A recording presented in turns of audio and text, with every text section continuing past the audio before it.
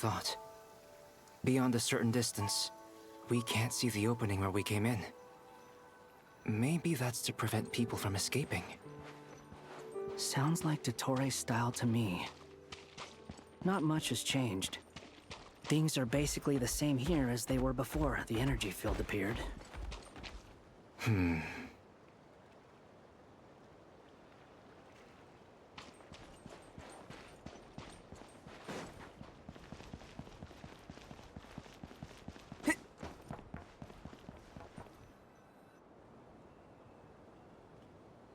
They have no heartbeats and they're not breathing. We can only assume they're dead. But there are no visible wounds. Also, there's an animal squatting next to each body. It's watching us. That's not an animal's gaze. What are you trying to tell us? Doesn't seem eager to talk. I guess maybe it's just an animal after all. Let's keep looking around.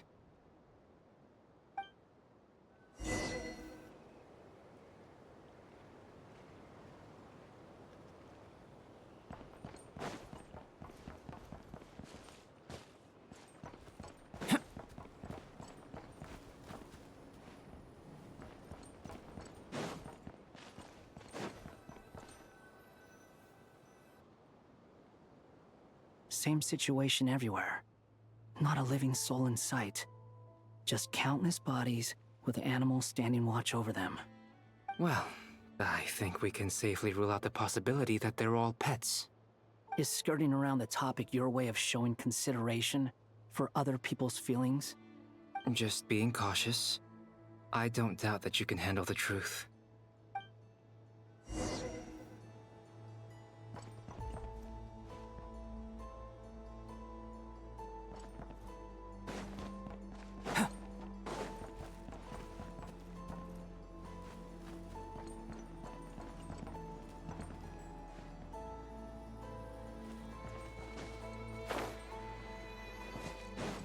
Careful.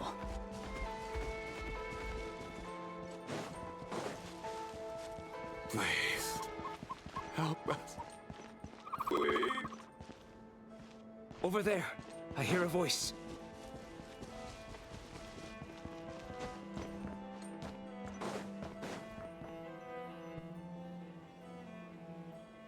Please, help us.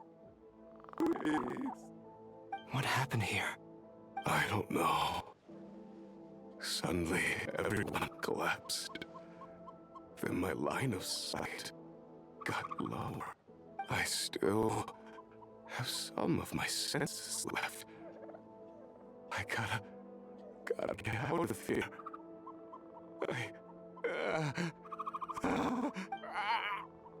It looks like there's a huge experiment going on inside this energy field.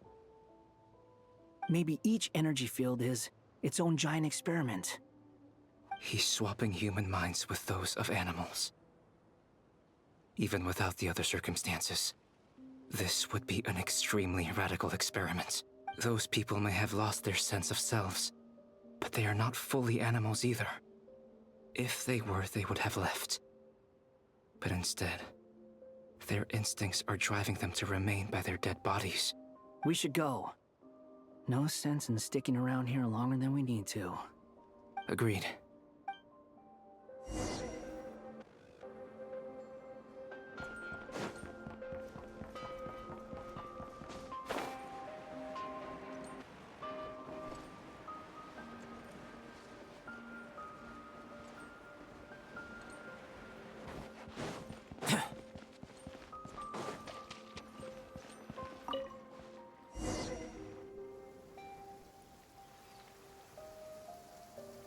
You're back! Everything okay? We saw some things that take a strong stomach. Otherwise, we're fine. We should share our findings with the others.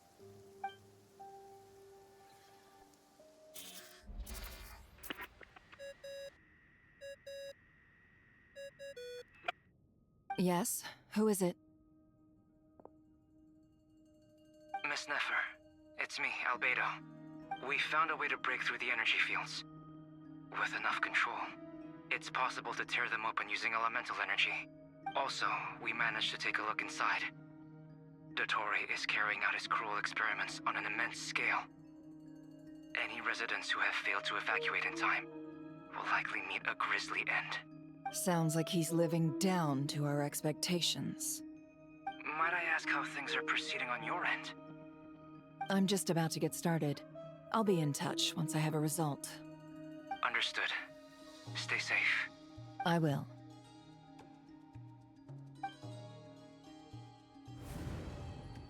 Well, Nefer, I'll link up with you once my tasks are complete.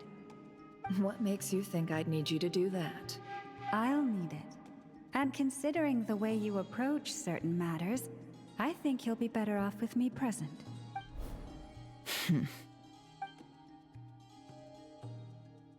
Let's begin. Entering simulation mode. A vast wasteland. Is this the Traveler's inner world? I was expecting something more vibrant, to be honest. Wait, someone's there. What are you looking at? In that case, I'll look at it with you. I want to know all about everything you've seen and experienced. Is there somewhere I should return to?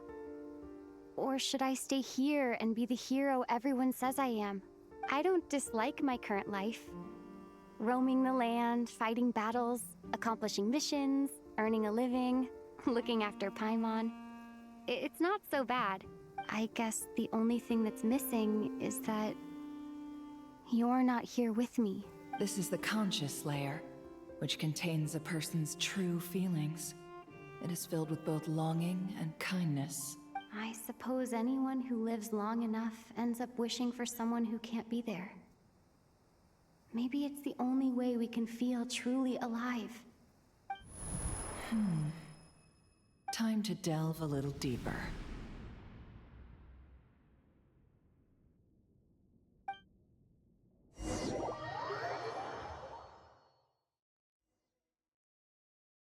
Nasha Town is hardly the optimal choice for a place to live, but it has character and a reasonable population density.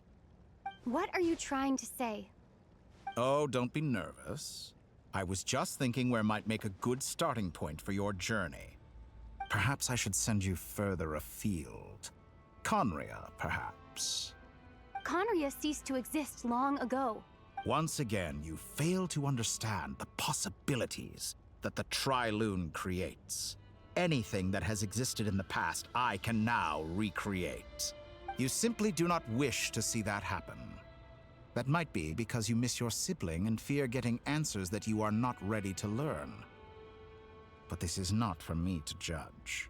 If we are to collaborate, we need to maintain an amicable relationship. In a moment, you will be able to... Oh no. What are you...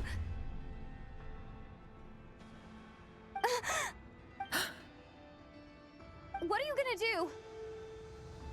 Don't move.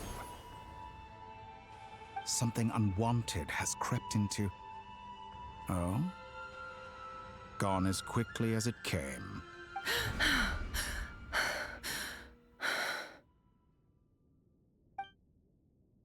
Did you save me? If I hadn't cut the connection, Dottore might have caught you from the other side and destroyed you. This was a good idea, but once is plenty. You were exceptionally brave. Excellent work. Thanks, but now's not the time for that.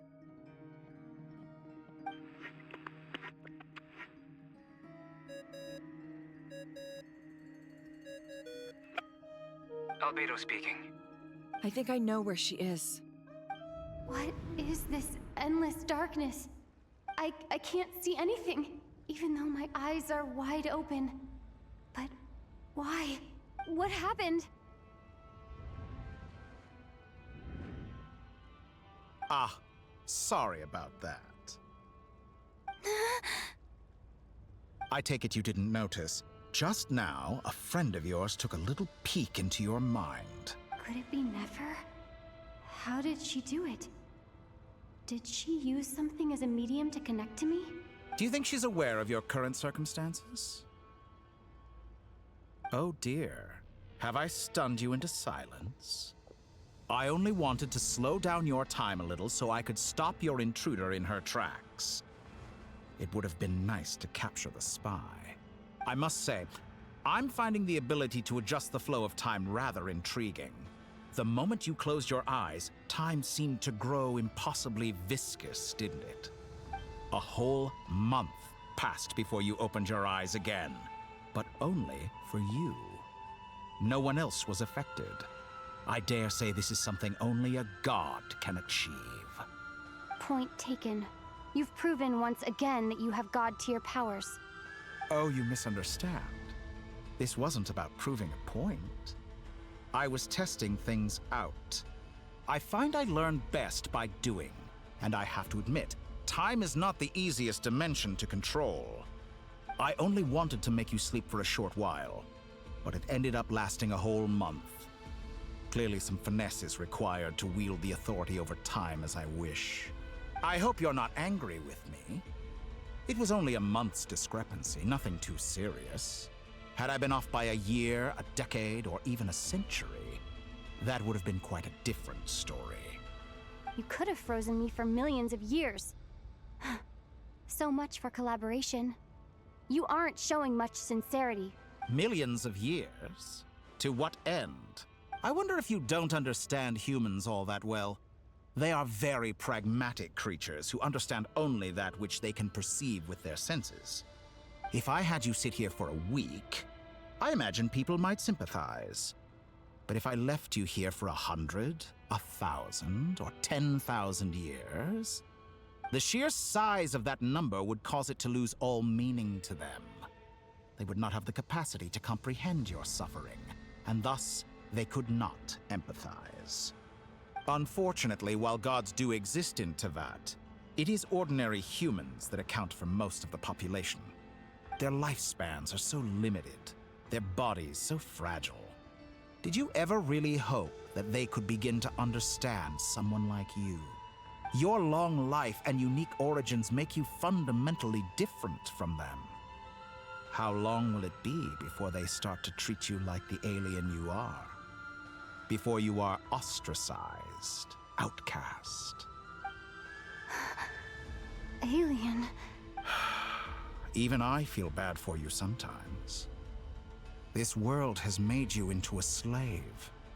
So many times you have served its will, and not once have the powers that be ever thought to grant you the one simple thing you wish for. You have been treated most unfairly. I can change that. I will grant you special privileges and give you back the status you rightly deserve as a descender.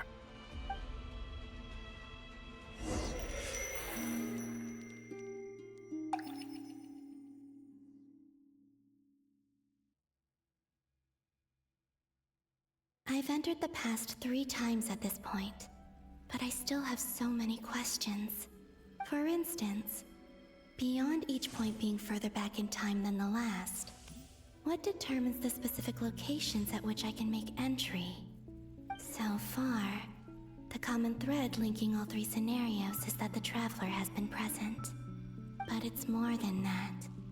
I know I sensed something familiar around her. What was it? I'll keep this question in mind as I carry on.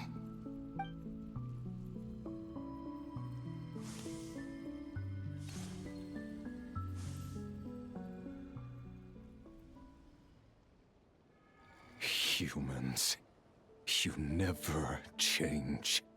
Always trying to use powers you neither comprehend nor control. This looks like Star Sand Shoal. Was this before Rerir regained his physical form?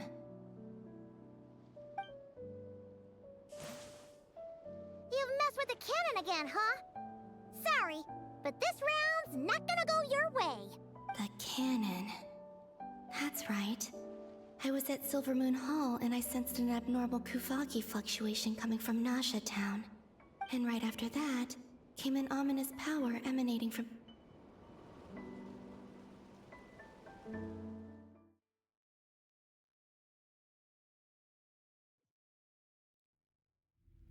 I've entered the past, for instance. So far, but it's more than... I'll keep this question...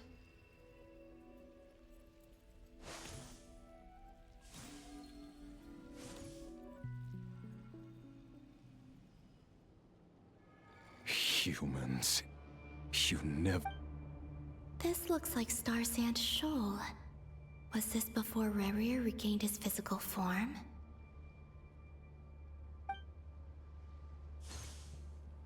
You've messed with the cannon! The cannon. That's right.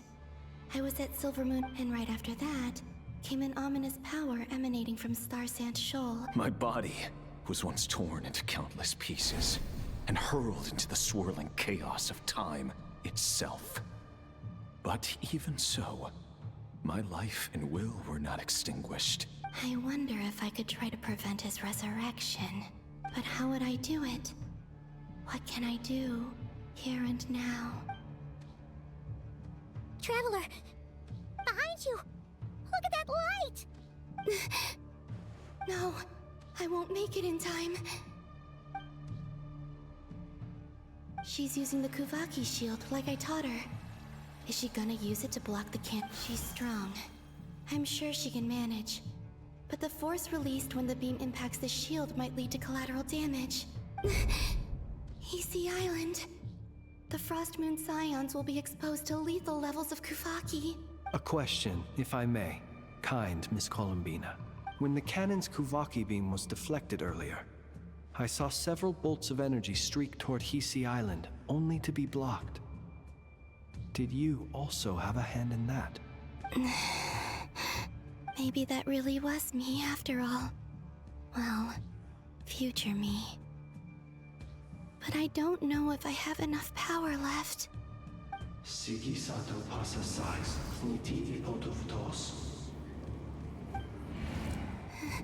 There's no time.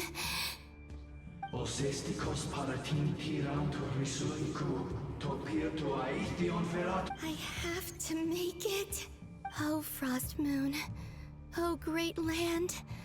Oh, slumbering moonlight of Nodcry.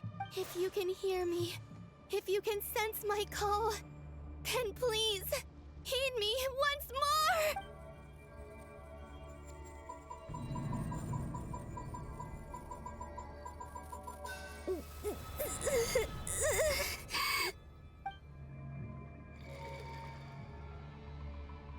Did it work?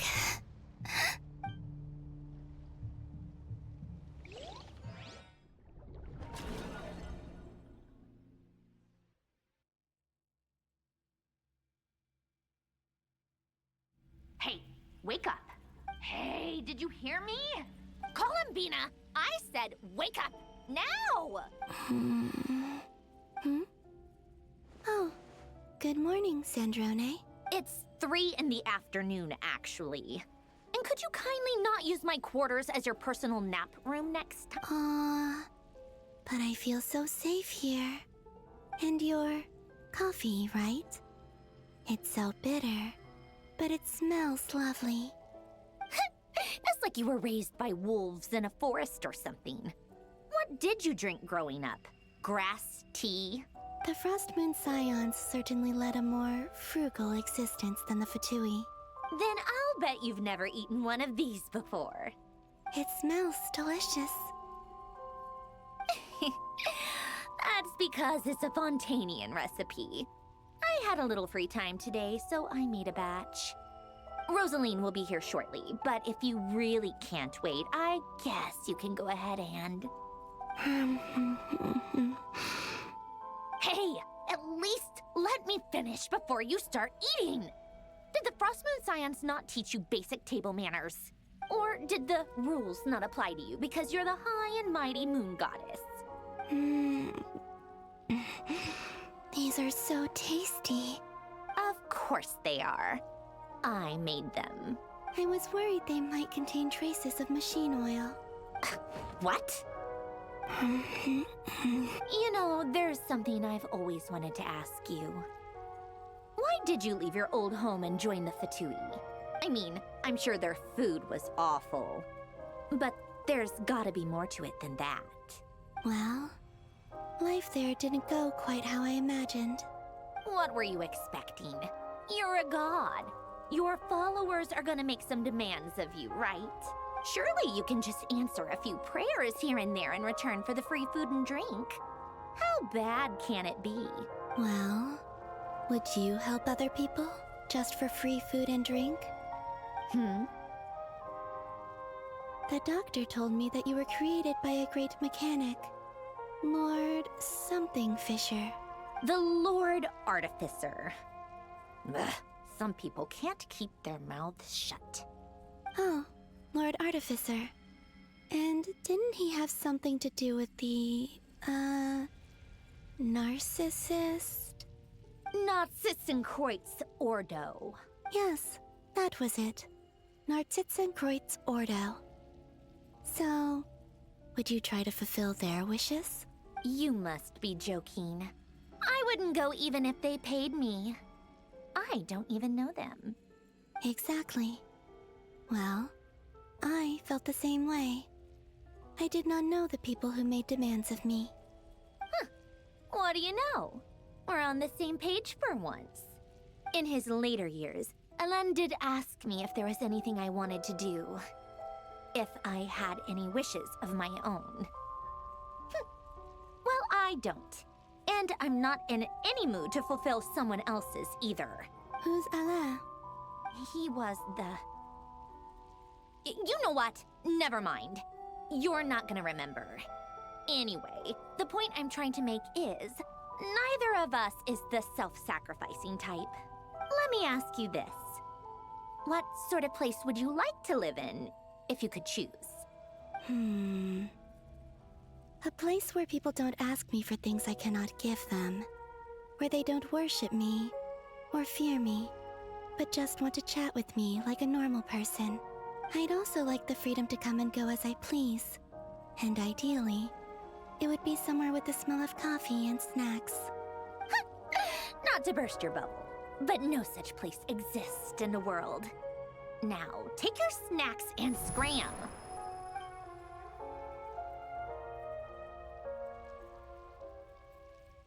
Did I pass out? Of course. I'm back here again. I dreamed of events from my past. Sandrone. Traveler. I miss you all so much. Back there. I guess I managed to harness all the Kuvaki energy on Hisi Island. But how did I do it? Time is flowing backwards here. And I can use that familiar power to enter the world of the past. That mystery ally everyone talked about. It was me all along. I can sense that there isn't much more power remaining up ahead. What lies at the end of all of this? Will time keep flowing into the past? And will I ever find my way back?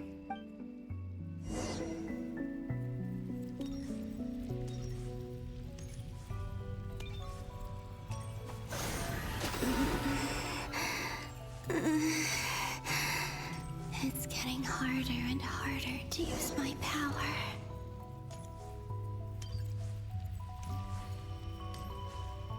I'm no match for the Abyss in this state. I need to avoid the contaminated fragments.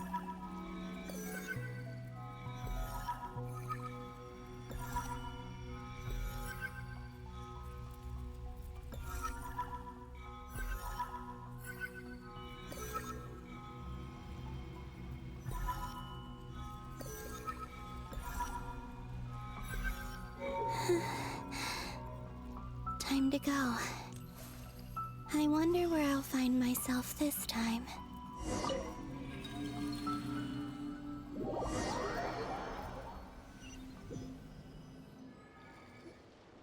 The Final Night Cemetery. This is where Flint's is based. Or not! How are we supposed to read through this many files? Difficult, yes. but it is also our most efficient option. Seems like they're searching for information. Oh, I remember. Flintz and Varga talked about some files on the Wild Hunt. Was this my doing too? To expose the true intentions of this Rerir, we need to dive into Notcry's history. Are my actions changing the past? Or are they simply completing a process? Is all of this inevitable? Or am I the one making these decisions? If I choose not to help them now, will it change how things turn out? Hope we don't land on our heads then. They're my friends. I can't not help them.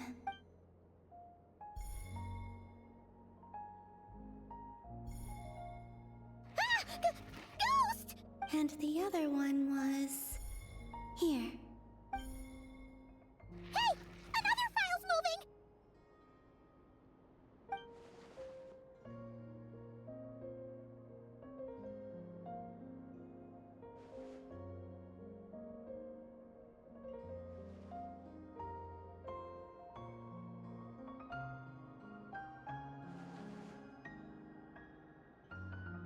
That should do it.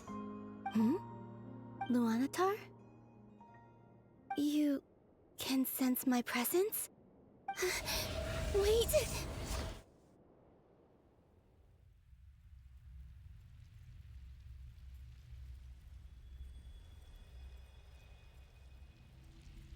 Luanatar. So she's that familiar presence I've been sensing all along. She's always been by the Traveler's side. That explains why the Traveler has been there each time I've entered the past. But why Luanatar? Is it because she has a connection to me as the Moon Goddess's familiar? If so, why not any other Kuhenki? That's...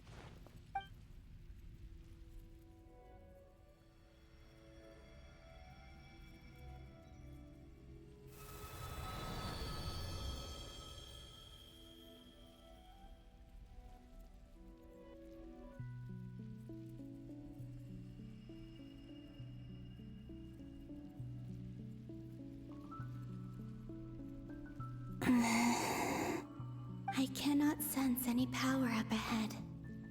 Just a void, stretching out into infinity. This is likely my final chance to enter the past. It's now or never. I have to find a way back.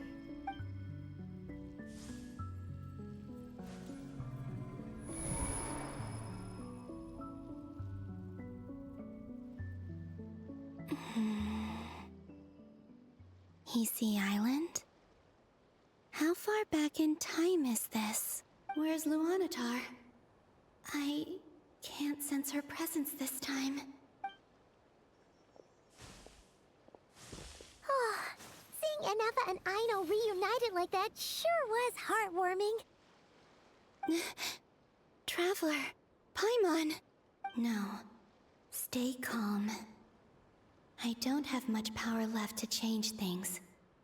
I don't even have that much time left here.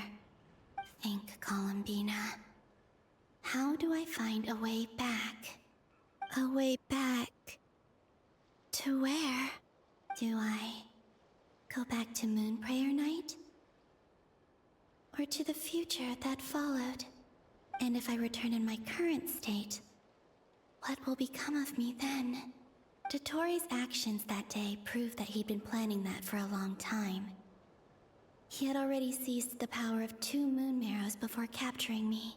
Even if I managed to get back, how can I fight against him when he wields the Tri-Lune Authority? I can't. If I go back like this, I'll be playing right into his hands. I have to find some way of rivaling the power he has usurped. Wait. Time flowing backwards. The Tri-Lune Authority. Does that mean... I think I know what the final destination of this lunar reflection might be. I know what I must do. Speaking of homes, we must already be close to where the Frost Moon Scions live. The vibe here feels different. Just like the scenery. But how do I communicate my plan to my friends? Should I write it down here? No. Someone else will see it. I need something with a close connection to me. Something I can use as a medium to tell them what's happened to me in here. Now it makes sense.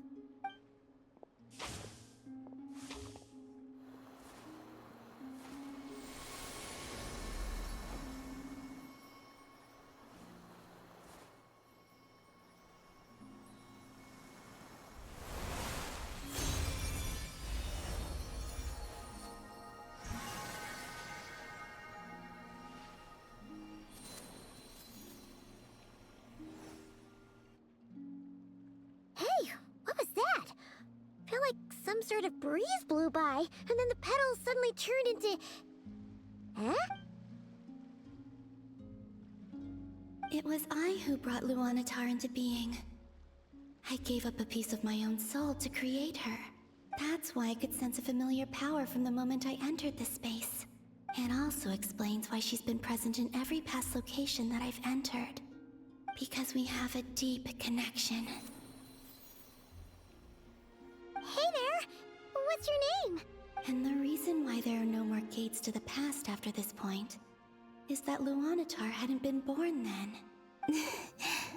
No wonder I sensed the trace of a blessing when we first met. But I still didn't recognize the soul hidden within you. Back then, I was just a little lost dove. I had yet to become Columbina Hyposelenia. Go on now. We've got stuff to do. Best you find someone else to hang out with. Hey, you scared it off. I'll be counting on you. Remember to stay by the traveler's side, guide her, and help her in my stead. Oh, and bring her to the garden where the moon prayer blossoms grow. There's a little lost dove there who will need her help.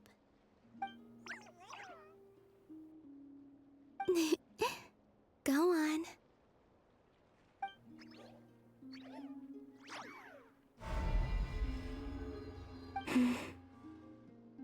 You too. Go and live your story. As for mine must go in a different direction.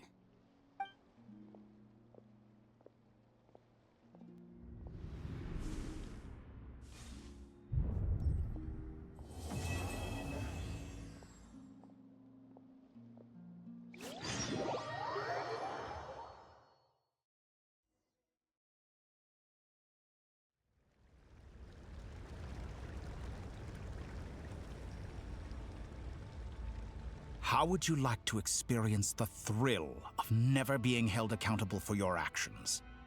You could crush people like ants without consequence, or tear off their heads or limbs as you please. Believe me, such a life is but one small step away. What point is he trying to make? Freedom? But the freedom to kill? To do evil and get away with it? Why would you offer me that? The creation of a world is the ultimate scientific experiment. I have taken my research to the highest level, where I shall be not just a god, but also a servant to many sacred spirits. I shall heed the truth and perform holy deeds. A god's laboratory is the perfect playground. But it needs the right occupant to explore its full potential. Mortals are found everywhere one looks. Not so with Descenders. I'd prefer my first guest to be a distinguished individual such as yourself. And I know you could make the most of the opportunities it offers. So the condition for entering the New World is to take innocent lives. The same dilemma that Rerir once faced. Could I really bring myself to kill others for my own benefit? Rerir did. And look where it got him. Have you made up your mind? I can't do it. Your playground is no place for me. You're putting your hopes in the wrong person. But we both know I'm not quite the hero you say I am either. I have my own reasons for the journey I'm on, and they aren't all selfless. You've grown a lot since we last met, but there are still things you are unwilling to compromise on. This will only hinder you. Why don't I lower my requirements a little as a gesture of goodwill? I'll give you a little time to learn to be a less noble soul. That'll make things much easier for you. I really doubt I could live that sort of life. And yet you already sound less defiant than a moment ago. The benefits appeal to you because you can read the signs of the times. Why don't we return to my research facility? Your last visit was so rushed. There is much that I have yet to show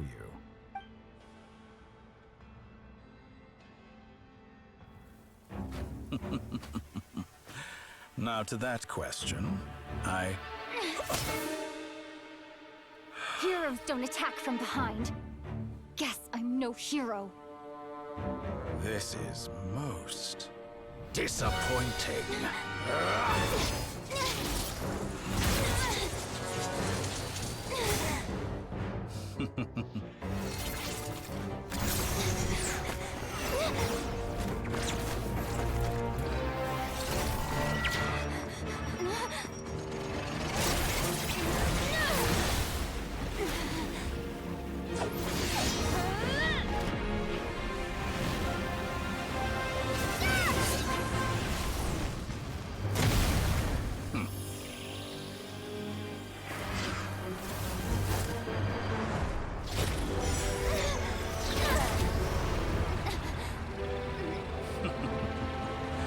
Now then.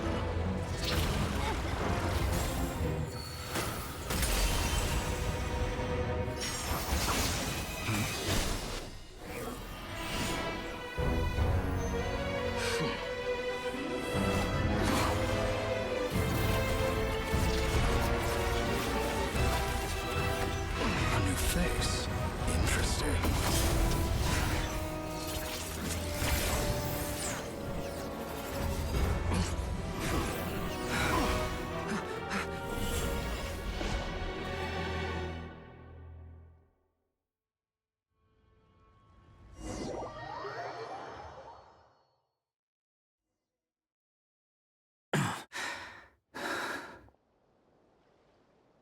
You're still gonna call me Hat Guy after that, huh? I didn't see anyone else in there who needed saving. It's nothing. I'll be fine. Why are you looking at me like that? Is it that shocking that I'd come to your rescue? I owed you a favor back in Sumeru. Now we're even. Distracting Dotori was tough. I won't lie. He's not gonna fall for the same trick twice. That was my one shot. I'd hoped to use it to take him out. Ugh. I never wanted to obliterate someone more than I do right now. Dotori doesn't recognize me, but his segments were originally made based on an analysis of my operational principles. I expect it's only a matter of time before he figures out what I am. So Dotori doesn't recognize Wanderer because he deleted himself from Irminsul. Did he really miss his only chance for revenge by saving me? Why the long face? Hey, I'm not blaming you, okay? And I'm not complaining either. Rescuing you and killing Dotori are equally important goals. Everyone would be pretty stuck without you. It's best you live to fight another day. How are you holding up? Are you all right? Hat Guy said to put safety first, so we agreed to run as far away as we could after leaving the energy field, and only meet up once it was safe. You don't look injured. It seems that Dotori didn't do anything to you. All right. Rescue operation complete. Let's head back. There's a lot more work to be done before this is over.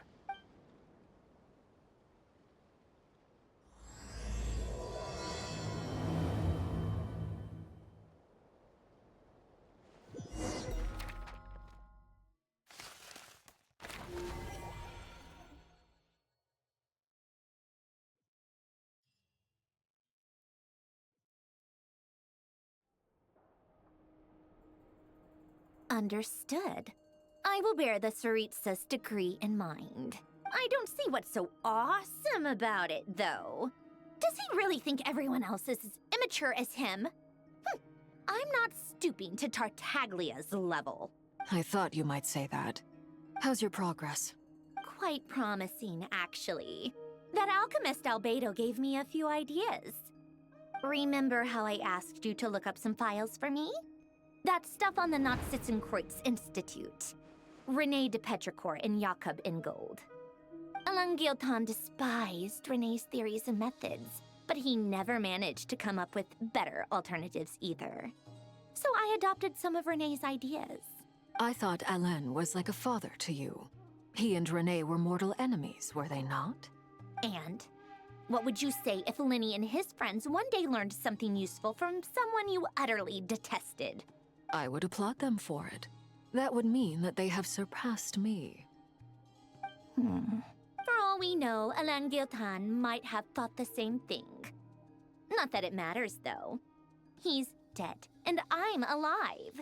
So it's my call to make. Once you die, it doesn't matter how great you were in life. Only the living get to decide what happens next. Hey, come on out. They're back. Huh?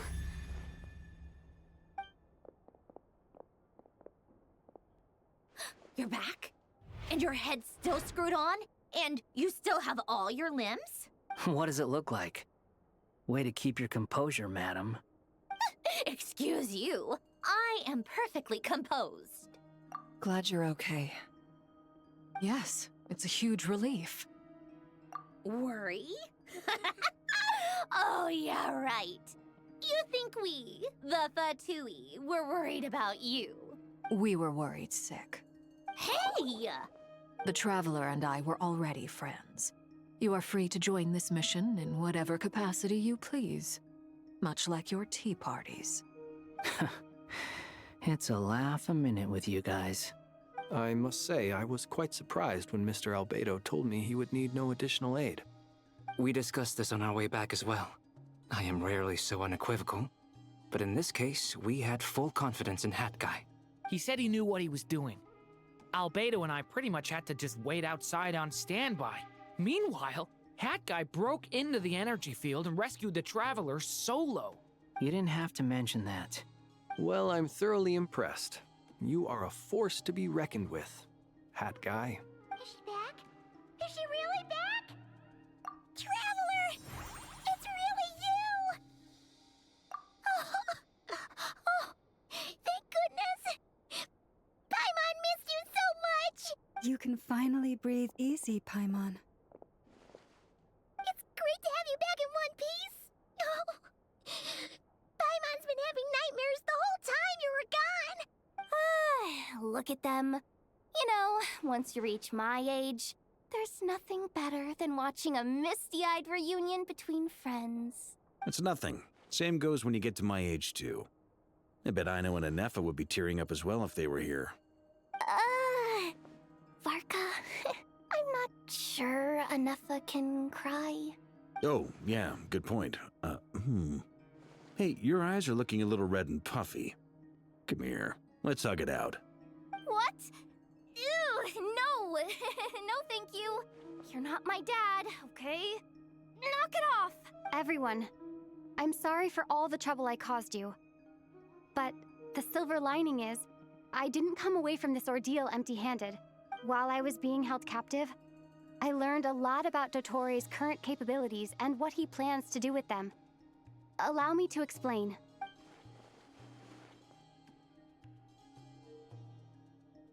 The three moon goddesses were even more powerful than we imagined. No wonder Dottore believes himself to be equal to the gods. Maybe even superior. Utter blasphemy. While everyone was gone, Nefer and I made an interesting discovery. And I believe Miss Sandrone has something to share too.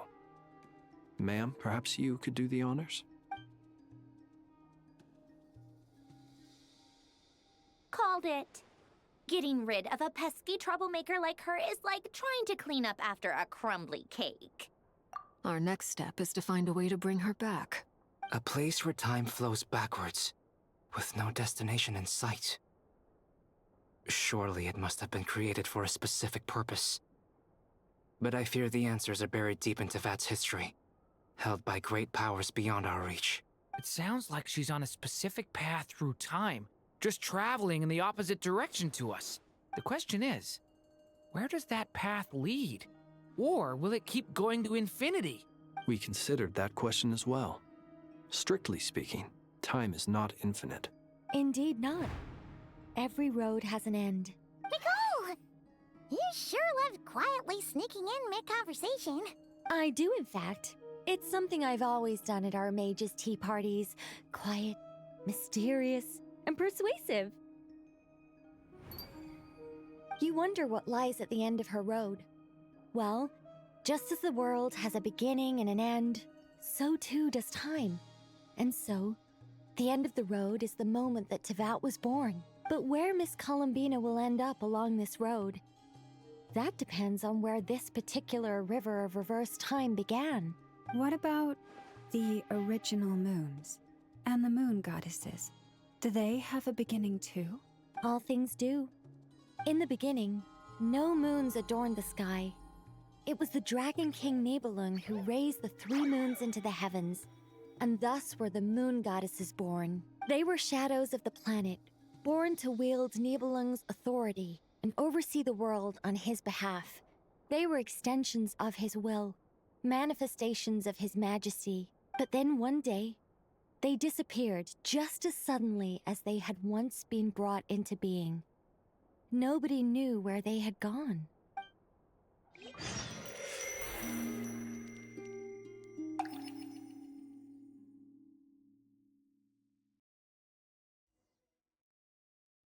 Like I thought.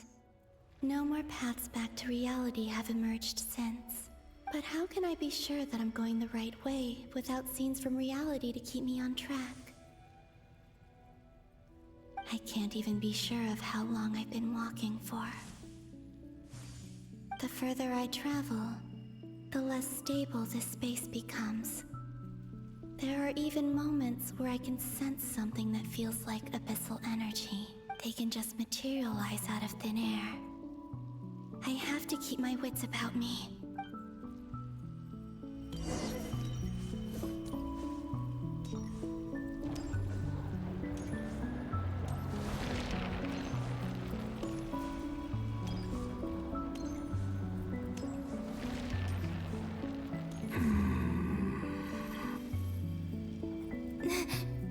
Is that the ray here of Solnari? I can't believe he survived.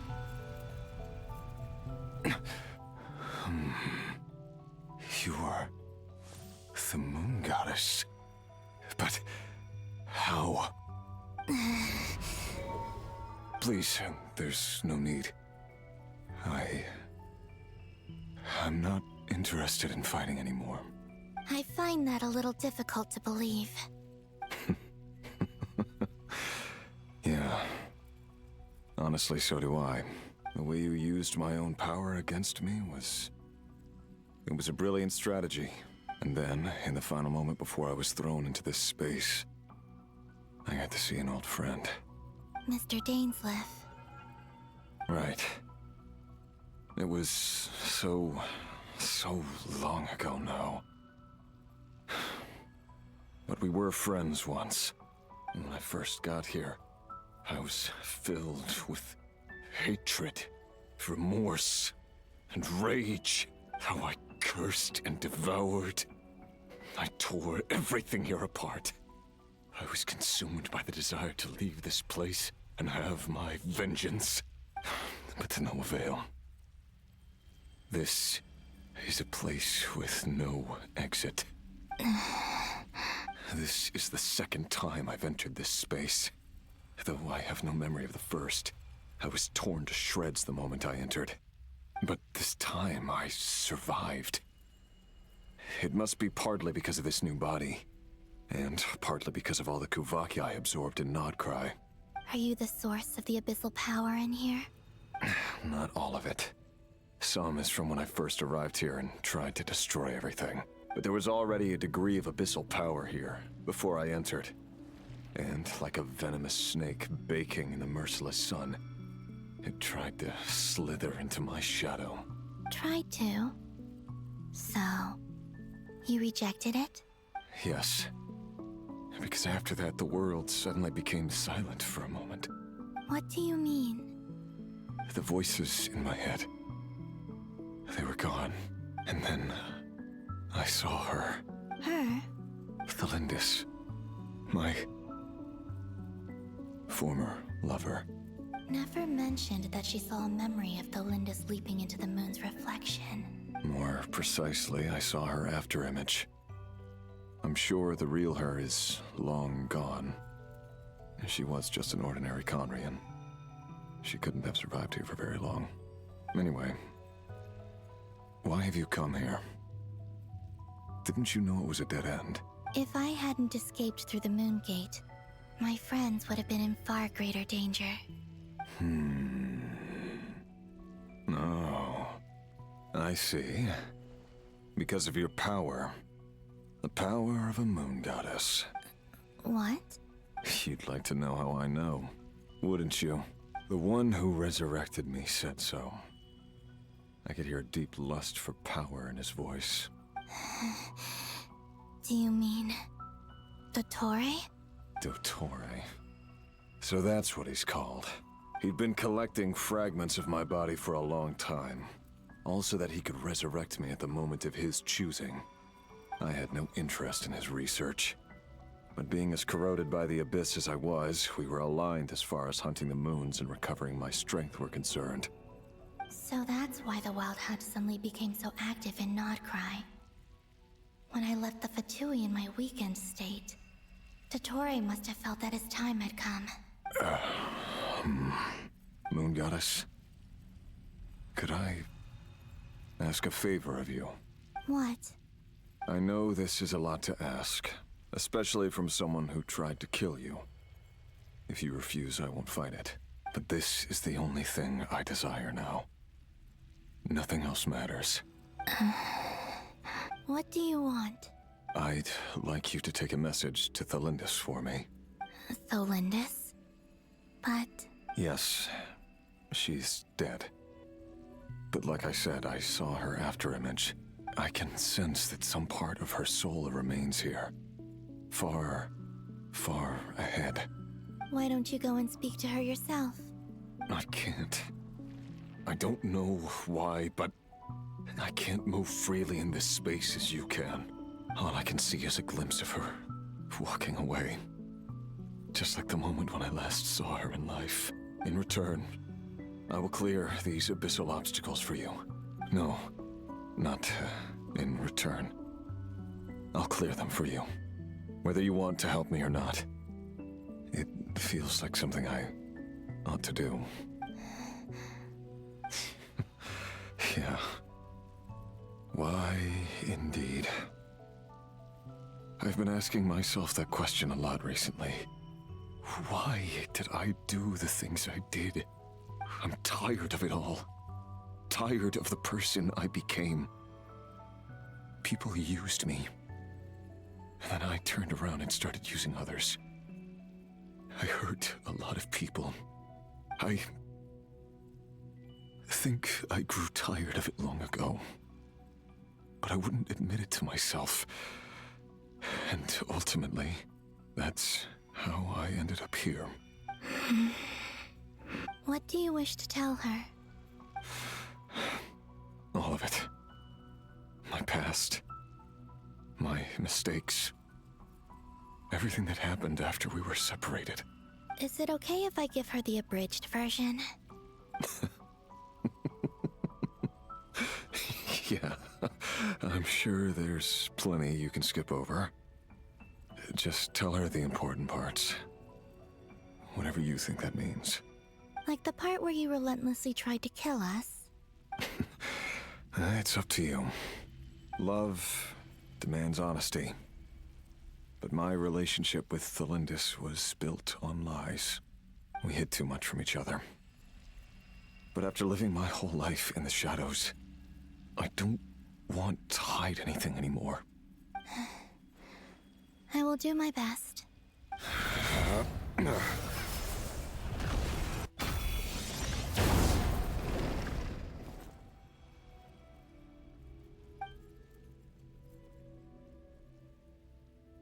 There. The Abyss will no longer stand in your way. Even though Mr. Dainsleif felt he had to fight you, I think he still regarded you as a friend. Dane? He said that you betrayed him.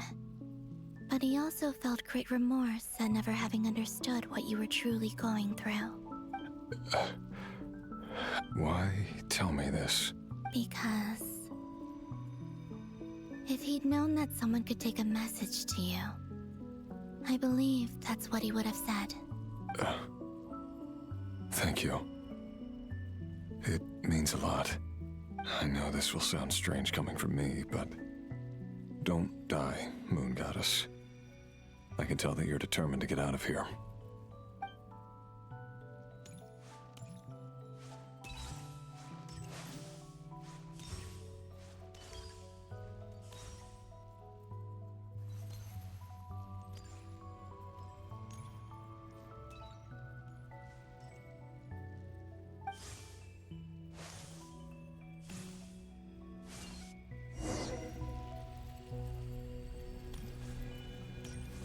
He kept his word. The Abyss is no longer obstructing my path.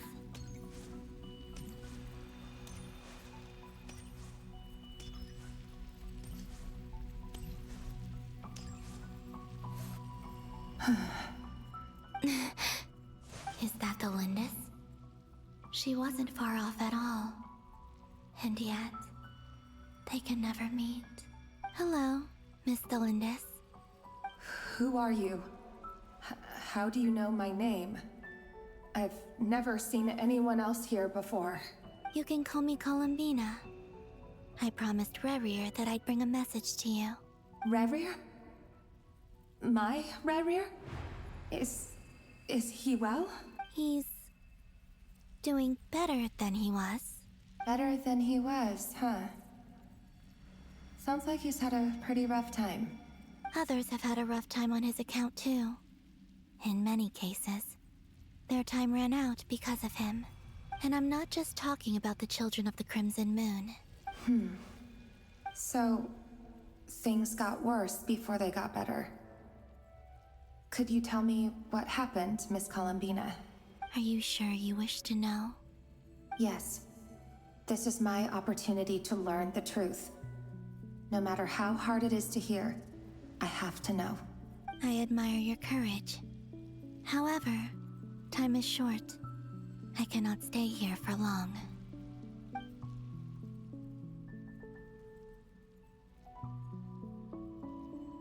Rerir had seeds of hatred in his heart, and many people nursed them for their own ends. On some level, everything he did was to try and find a way to see you again. But in the end, he came to regret his mistakes. He wanted to apologize for hiding his past from you. Beyond that, he did not say specifically what it was he wished to convey to you, but I'm sure that you've always been on his mind. You are what has kept him going over all these years. I'm sorry, Miss Columbina. This is so upsetting. I'm not sure how to put my feelings into words. It's all right. I understand. Well, that's everything from me. So, I guess I'll be... Wait. One moment. Time flows backwards here. The road ahead only leads further and further into the past. I know. I intend to reach the end of that road. Without a moon marrow, without the 3 moons' power, you won't make it far. Wait, unless... Are you one of the moon goddesses? You could say that. I see. I often think to myself, if life is like a train ride, why haven't I reached the terminus? Where am I even going? And it's not just me, it's this whole place wherever it is, it seems like it's existed forever. It's such a mystery. Where is it going? I must seem so ridiculous. I can't answer these basic questions, and yet I jumped right in here without hesitating, only to be torn apart the moment I entered by powerful energy currents. Only my soul remains now. Thinking back, I was suddenly overcome with fear and terror in that moment. Perhaps I too became bewitched by the Abyss. I may have been the leverage it needed to control Rayrir. I used to be a researcher at the Universitas Magistrorum in Conria, researching the iridescent moon's marrow. Eventually, I came to the conclusion that time in here flows in reverse. Rayrir was one of the Finster King's retainers. With me, he was in an impossible position. It plagued him constantly. I wanted to help him escape his lot in life.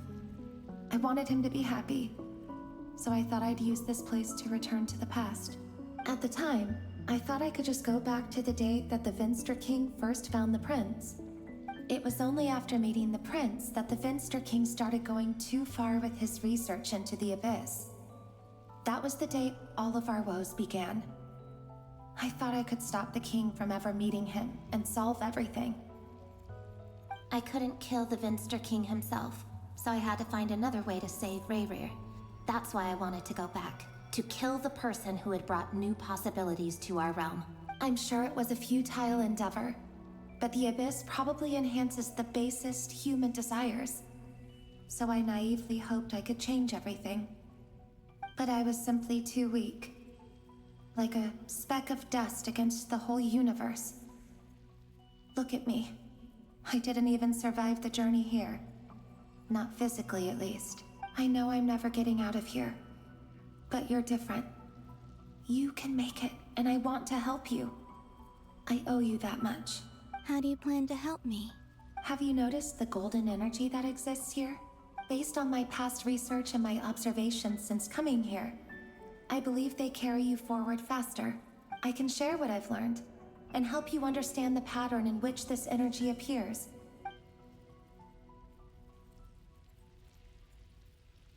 I think you just might...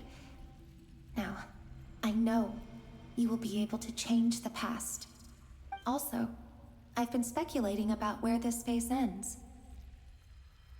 The documentation was scanned, but from what I know of the legends about the moons, the oldest ones seem to begin with Nibelung, king of dragonkind. I have no way of verifying any of it by this point. But if it's true, you might be able to reach that era if you keep walking. Understood. Thank you, Miss Thelindis.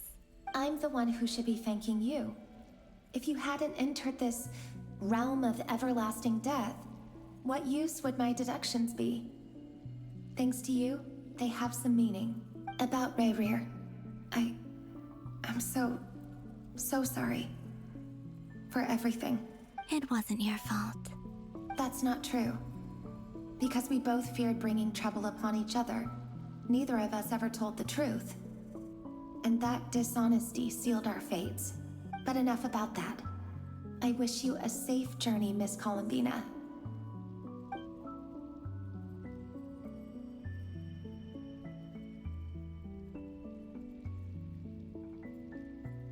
And may the outside world never have to experience pain like this again. Rayrir, you're there, aren't you? I cannot see you, because you exist in the future.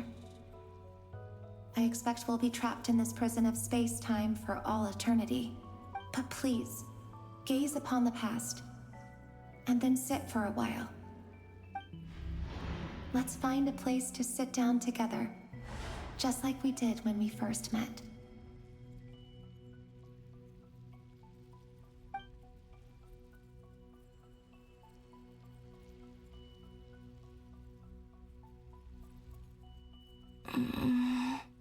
How long have I been walking? How much further till I reach the end?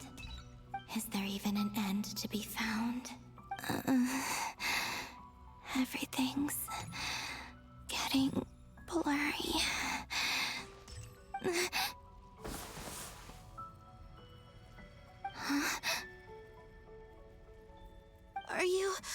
all right, little sister? Have you come from the distant future?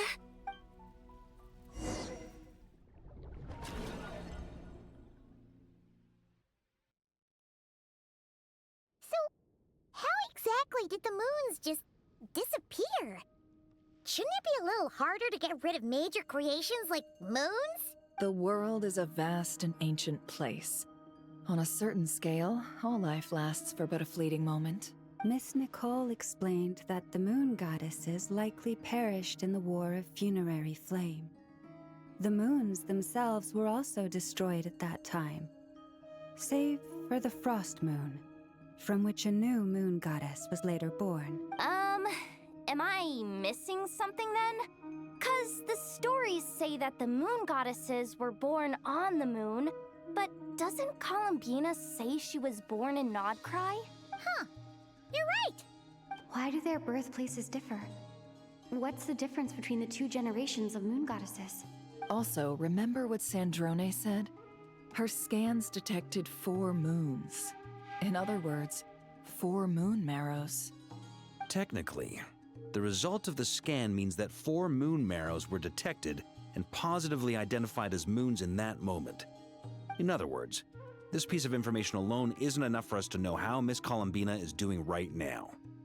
Yep, we have no way of staying up to date on whether she's dead or alive. She's on her own for now. But at least she's trying her best to get back to us. Yeah, she's a tough cookie. And a sore loser, too. We have to trust that she'll find a way. Because we really need her power. As much as it pains me to say it, we've got no chance of beating Dottore in a straight-up fight. He's much too powerful. It wouldn't even be close. That maniac is going to devour everything in his path until he reaches us. We need to find someone or something that can stop him before he does anything worse. I'll be frank. Our only hope of defeating this false god is with a real moon goddess on our side. I'm not just saying this because Columbina's a friend and I want her back safe and sound. It's just the truth. And I know that even she was no match for him when he attacked, but I don't have a better solution. We're not giving up on saving her, whether she can defeat Dottore or not. Right. Don't worry, Miss Sandrone. We're all aligned on saving Columbina. No one's trying to argue that we can only justify saving our friend because it will help save the world. So, she's more than just a moon goddess to you guys? Absolutely. Duh! She's part of the gang! And you are too, you know. Yes, I know. You don't need to labor the point. I knew that the moment I came running over with my documents that I was part of the in-group. I mean, if Arlecchino can fit in, I certainly can. Anyway, as for how we get Columbina back, I've been working on it constantly. But I think I'm still lacking certain information about the moon. I'd probably get there if I could continue my calculations, but the problem is, I've run out of computing power. Computing power?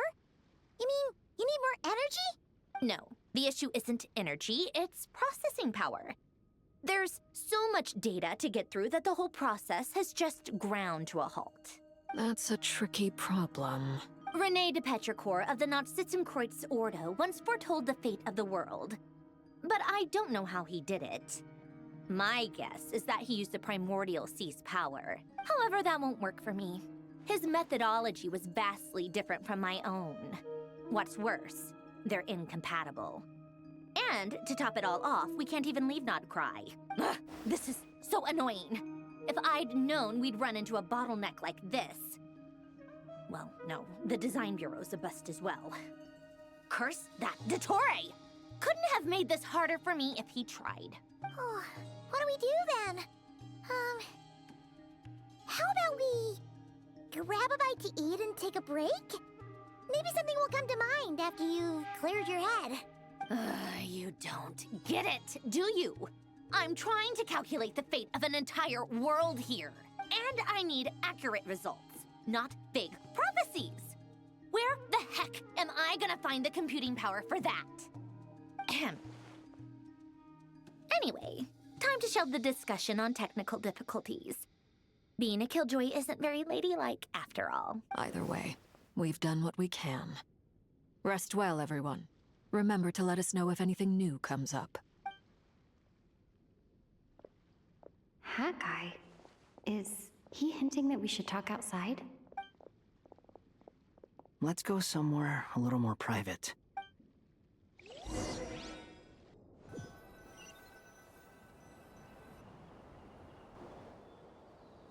You know that Dory went back to Sumeru, right? Yeah. She mentioned she was planning to head back. Things aren't looking good for Notcry. She's gone to spread the word so that Sumeru has a chance to prepare for the worst. From what I know of Dottore, there are two possible reasons why he hasn't made a move yet. One is that he's still working through some kinks in his new powers. The other is, he wants to see how we're going to react. He'll easily devour everything eventually, so I guess he's in no rush to make it happen. The first false god he made was me. Now it's his turn.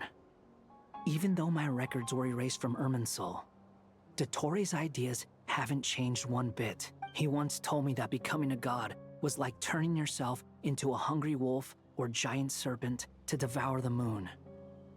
Clearly, he began studying the moon goddess's powers long before he even tried making a god. He's always wanted to get his greedy hands on divine authority one way or another. And in the end, he devoured the moon where I failed. In the desert of Sumeru, there is a chessboard built by King Deshret, also known as Al-Ahmar. I don't know if it was a real game, or if he was just trying to challenge his servants and citizens in some way. But creating games and setting rules, gods do that as a matter of course. That's the kind of power Dottore craves. Now he has the Trilunar Authority.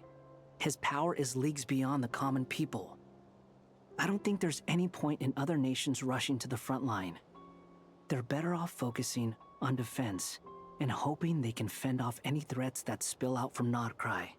Either way, Dory will inform Lesser Lord Kusanali, and she will contact the other gods in turn. The Seven will have some recourse available. If nothing else, their protection should keep the rest of the world from descending into chaos as quickly as Notcry has. So on the bright side, even if Notcry is doomed, your friends in other nations won't be in any immediate peril. That's good to know. But I'm not ready to give up on Notcry yet. There's a word for people who refuse to let anything go. It's called being greedy. Maybe it sounds greedy to you, and probably naive too. But whatever you call it, that's what gives me the determination to keep fighting. Battles are fleeting, but the will to fight is a long-term commitment. Give up for even a moment, and your resolve will shatter. Why do you always feel the need to do the right thing? No one is born to be a savior. I mean, who's gonna criticize you if you fail or give up? Don't take this the wrong way, but Dottore said something similar to me. I guess the Fatui attracts people who don't believe in saviors. Not necessarily. It's less about belief for me. I just want to know how determined you really are. After all, I don't owe anything to anyone else here. Only you. You look kinda worried. If your arch-nemesis was about to achieve their ultimate goal, I think you might feel a little worried too. That's true. Dottore is about to become an omniscient, omnipotent deity. That's gotta be a bitter pill to swallow. Still, you're calmer than I expected. Obviously, I have to admit that my past self was a reckless fool who misunderstood not only the point of revenge, but how to achieve it. And as much as I want my vengeance, I know I'm not gonna get it by acting alone. If the world's taught me anything, it's to think before I act. Too bad it never taught me any other virtues, though. So, I am going to destroy Dottore, no matter what it takes. So, what's your plan? I'll get to that. First, tell me, What do you think of Sandrone? Just like Paimon said, she's a friend, part of the gang. How much do you trust her? This is a serious question. Think carefully before you answer. Although she's with the Fatui, she has her own values, and she's helped us a lot. If nothing else, she's clearly going the extra mile for Columbina. I see no reason not to trust her. If you say so. In that case, the three of us need to talk. I have some thoughts about her computing problem. It can be solved, but it will come with a cost. How much? If I can afford it, I'll cover it.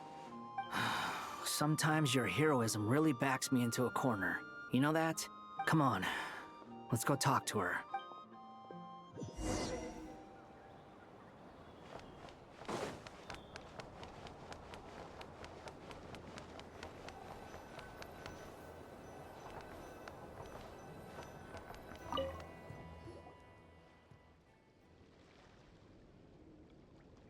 Miss Androne, Traveler. Hey there. Paimon's here too! She was just helping them sort through their things. That was fast. The call only just ended. Well, you said it was urgent, so we got here as quickly as we could. Albedo, I have some alchemy questions for you. I see. Looks like my knowledge proved useful after all.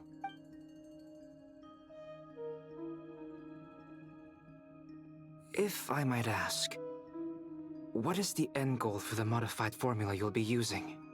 I needed to predict the future of the entire world.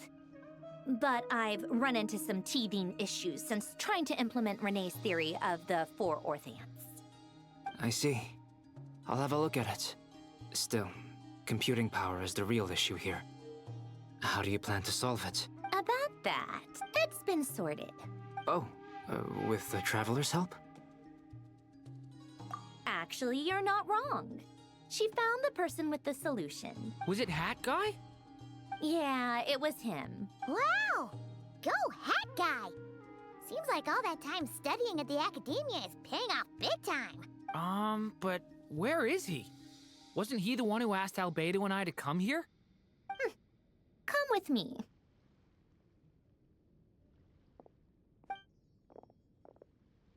Hat Guy? What's happened to him? Hat Guy! Can you hear us? No response.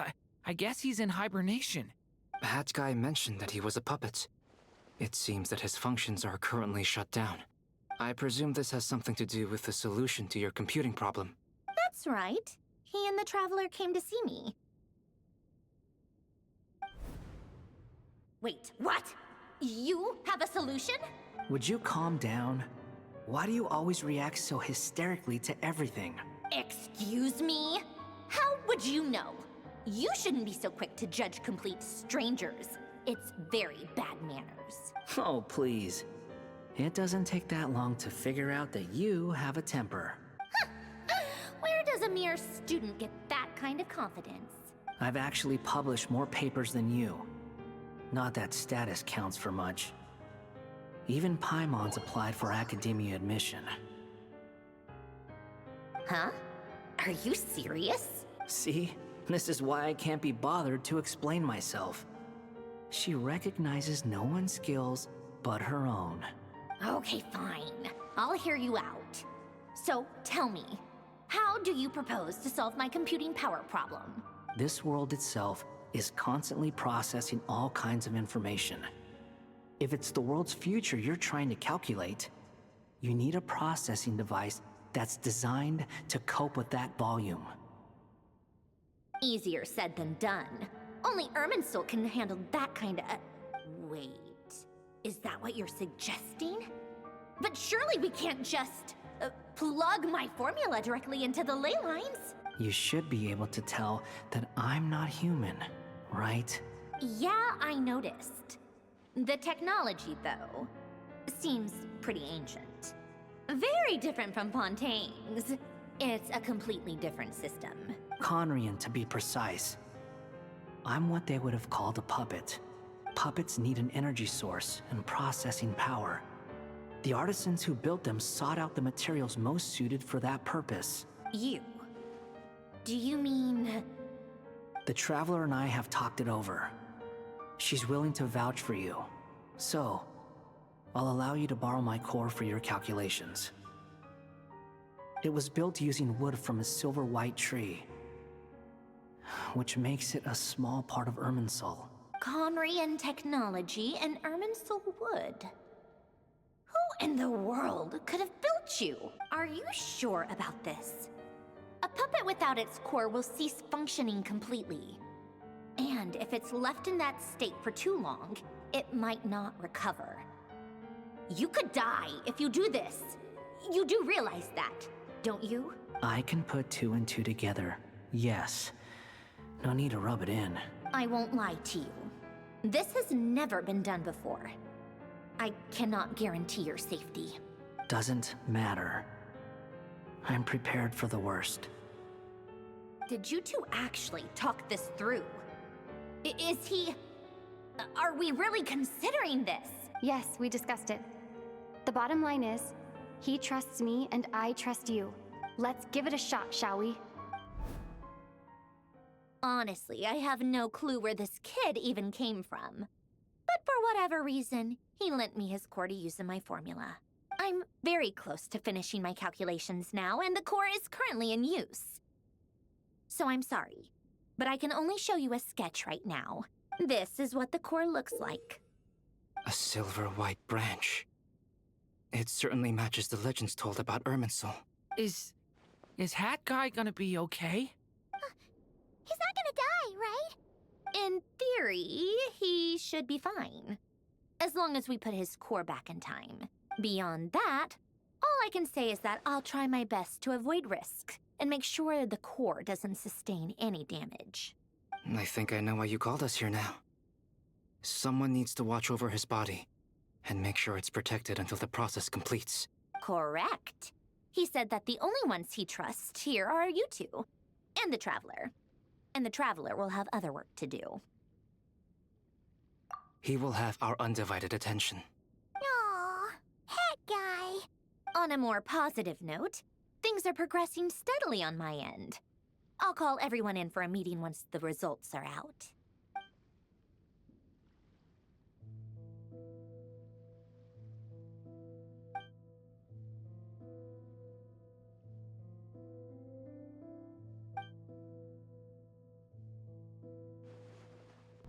The worst case scenario with the core removal is either a system reset or a total loss of function.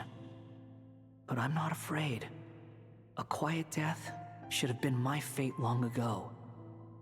A core is completely different from a heart. It's like another vital organ entirely. I never believed it could be a true replacement for what I sought.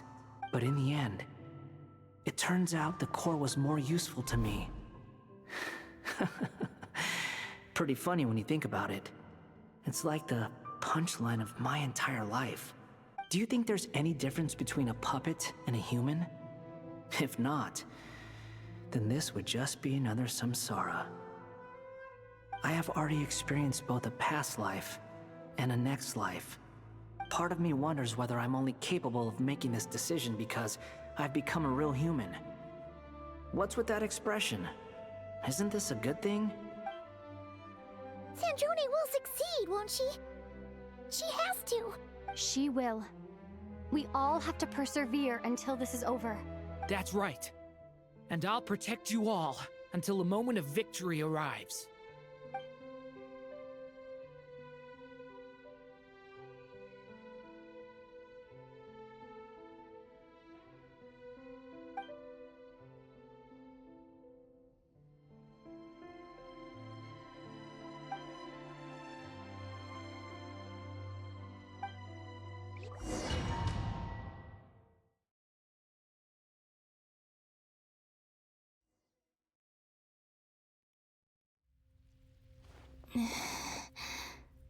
Who are you?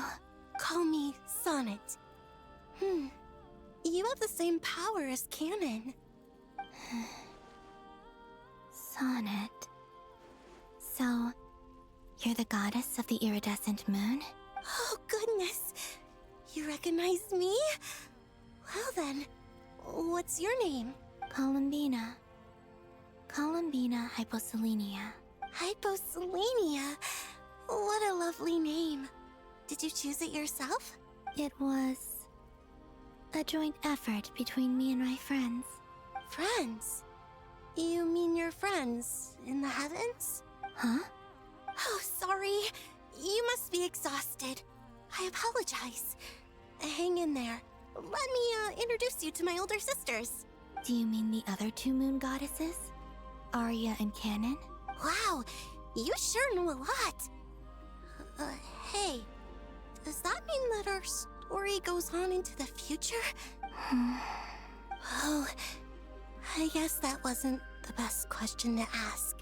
It's alright. We were prepared for that possibility. You could say we were too prepared. I can't even remember how long my sisters and I have been here by this point. When did you get here? How long has it been? I can't say for sure, but it feels like it's been forever. I see. We don't have far to go. The place where my sisters and I are based is just up ahead. Don't worry, they're both really nice. I'll introduce you.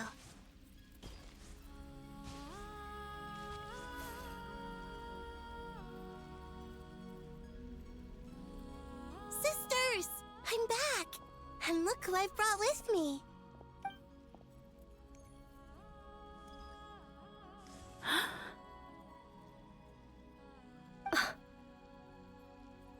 It's our lovely little sister, born in the far future. The pleasure is all mine. Allow me to introduce you to Columbina Hyposelenia. This is Arya, the goddess of the eternal moon. And this is Canon, goddess of the frost moon.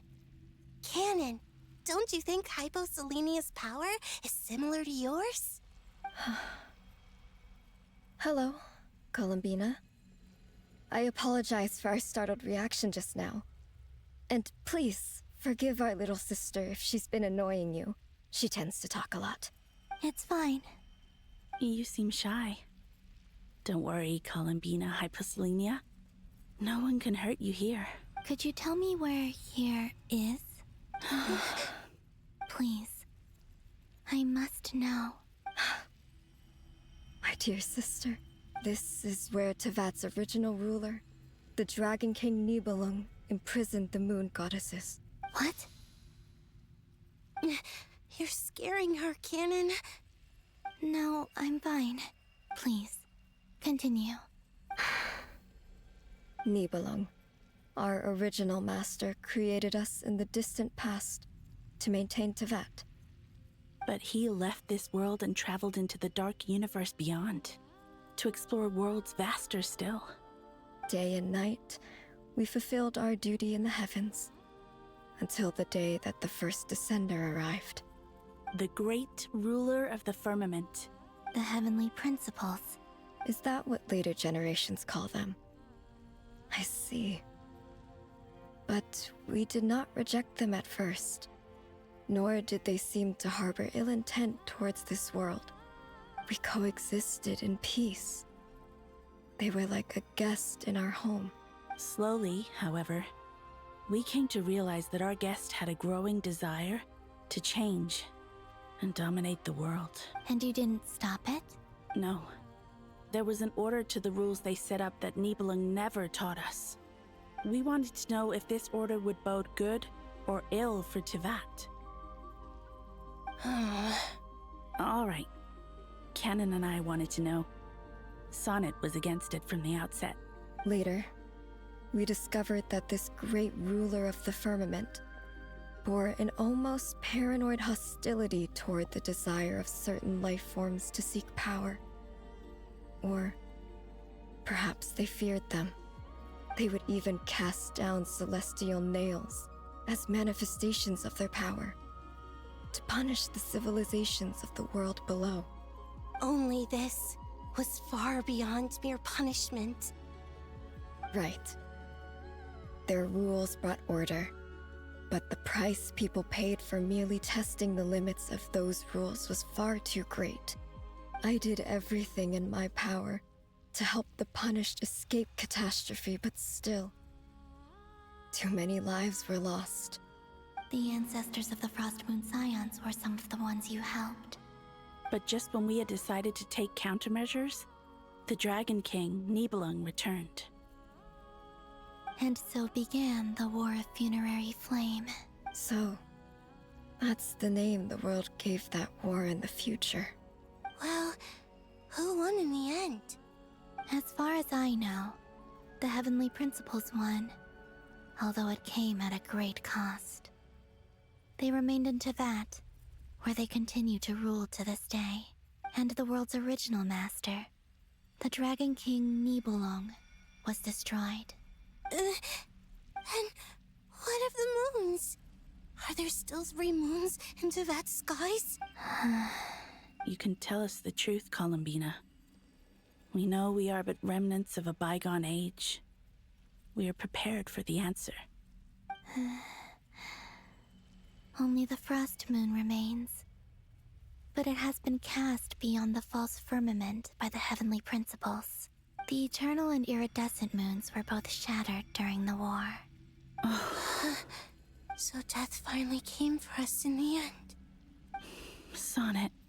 But you're still here, aren't you? A moon goddess cannot live without her moon, Columbina. She's right. That's why I began to disappear. Because the Frost Moon is cut off by the false sky. How much worse it would have been if it were outright destroyed. Our souls may endure within this lunar palace, but if our moons are destroyed, then we shall disappear the moment we depart from it. I'm sorry. There's no need to apologize to us, dear sister. If anything, we owe the world an apology. If only we'd decided to act sooner, rather than arguing amongst ourselves. all the more reason not to spend this time in regret and repentance. Instead, we should focus our efforts on how we might help our future sister. Sorry? Don't you see, Columbina, your story is not yet over. Is that not why you are here?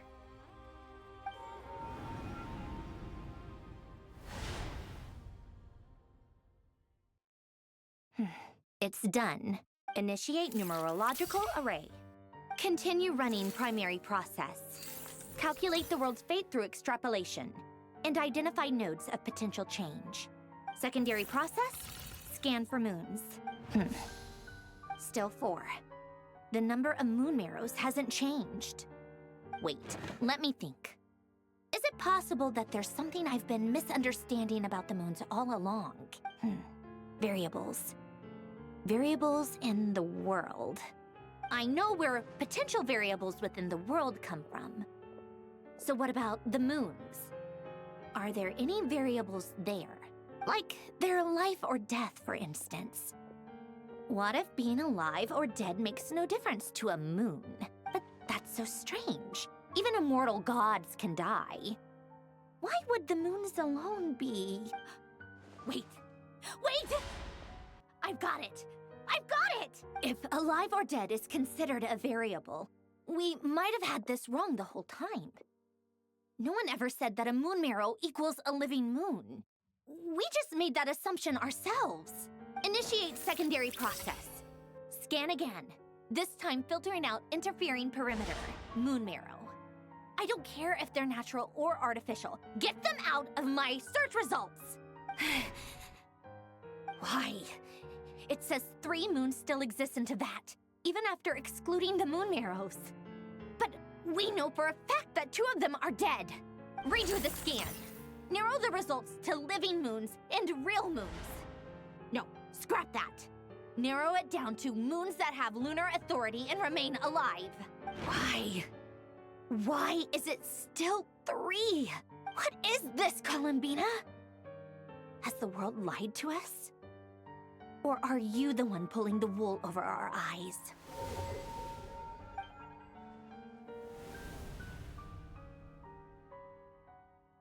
So, you think that the moon's reflection might be where Nibelung imprisoned the 3 moon sisters? Yes, it would explain a lot, such as why that space would respond to a moon goddess's power, opening the moon gate at her command.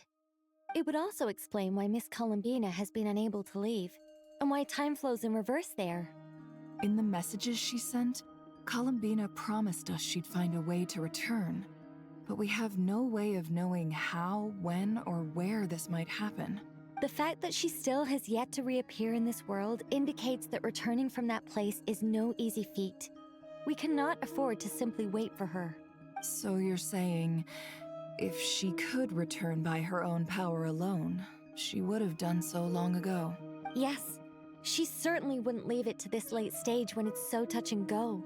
I've been giving this some thought, and I've come to believe that Luana's harm might be an anchor that she left behind, as a sort of future waypoint. This could also explain why Luana's heart is always by the traveler's side. Sounds like a plausible theory. If that's the case, there must be some criteria we need to fulfill to allow Columbina to return to the present. The question is, what could they be?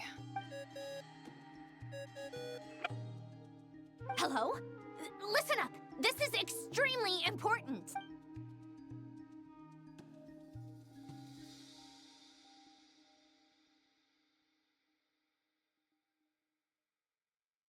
Not only is Columbina alive, but she may well exist in a form unimaginable to us. I'm still unclear on the details, but she's done something truly inconceivable in the past. And the clue to what she's done lies in the moon and Tevat's sky. Truly amazing. Oh, I'm so delighted for her. I'm sure we all feel the same. And I'm sure Columbina is ready to get back here and fight by our side. I'll keep my calculations going and try to find some way of coordinating with her. But that's not an excuse for everyone else to slack off, okay? All of you had better keep trying to think of solutions. How can the dead moon still live? And Luanatar...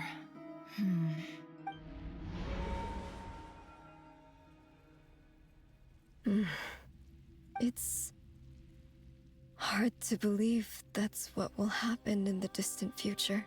Our authority is linked to the most fundamental rules of Tevat. I suppose it's no wonder that many would covet that power. I didn't realize that when you said friends, you meant people who live down in Tevat. That's so lovely. I always wanted to go down there and have some fun. Have you ever tried leaving this prison? Of course. Between us, we've tried everything. But no matter where we go, this space will eventually bring us back here. It's like the center of a whirlpool. Everything ultimately converges here, at the moment when Nibelung imprisoned us. In that case, have you tried using any of those pathways that connect this space to the real world? Sorry? What are those? They're passages through which you can make small-scale changes to reality by using Kuvaki. Or am I the only one who can use those passages? Because part of my soul remains in reality. Kuvaki. What is that? You don't know? It's a unique kind of elemental energy found only in Nodcry, the land from which the moons arose. Oh. Well, it's true that the moons first rose up from the part of Tevat you say is called Nodcry. But there is no difference in the elemental energy between there and anywhere else. What? Could you show us some of this Kuvaki? Hyposelenia? Maybe if we see it, it'll make more sense. Okay.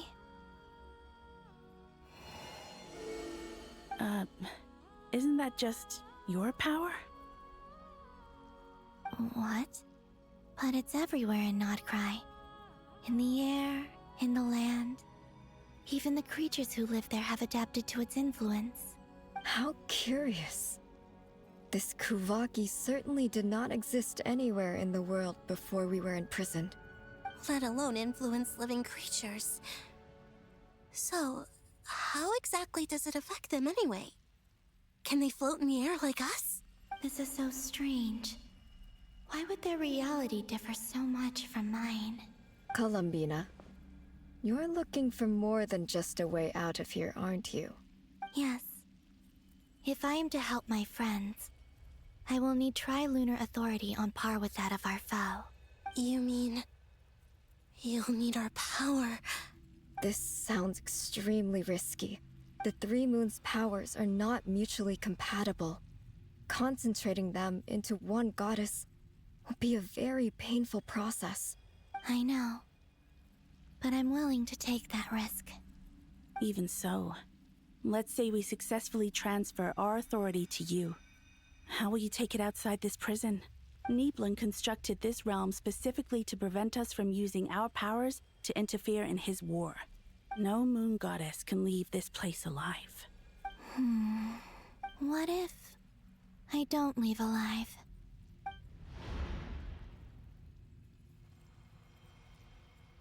Where do we even start? How are we supposed to figure out what we're meant to do to help Columbina?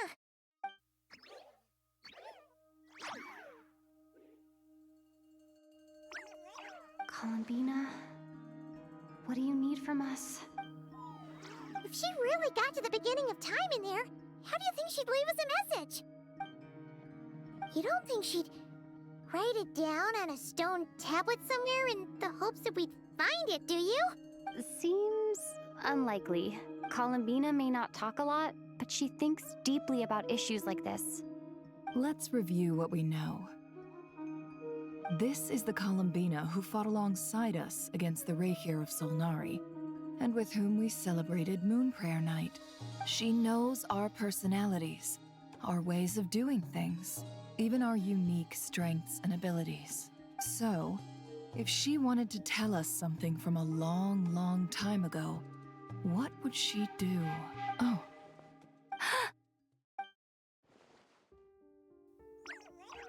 Traveler, you once said that those golden ripples also appeared when Luanatar was born. What if Columbina left Luanatar here, not just as an anchor to the real world, but for some other purpose? If she is part of Columbina, and Columbina knows that I can see past events through her. Oh yeah! Like when you peeked into Rare's past through his heart! Nefer, wait! If you're right about this, and you can really see past events through Luanatar, your eyes, they'll... Oh, I know. Looking at Rarir's past in Conria was already enough of a strain on my eyes. Looking this far back into the past, it'll surely blind me. But it's our only chance. This is the only way. Boss. We spoke about this once, a long time ago. Do you remember what I said, Yehoda? The day I lose my sight, the Curatorium of Secrets will be yours to run. But... What's wrong? I'd be overjoyed if I were you. This day's come a lot earlier than either of us expected. I need to know you'll honor our agreement, Yehoda. Yes, Boss Neff. I promise. Are you sure you don't want some time to think this through? What is there to think through? I should have gone blind after our battle with Rarir. Frankly, it's almost criminal that I got away with it for this long. Then at least let me take some precautions on your behalf. And if you really do lose your sight, I'll visit your office every day and make sure you're well looked after. Oh, please, anything but that. I was actually ready to go through with this. Are you trying to scare me into backing out? As if I could ever scare you. I'll assume you're just joking to calm your nerves. All right, enough chit-chat. Let's do this.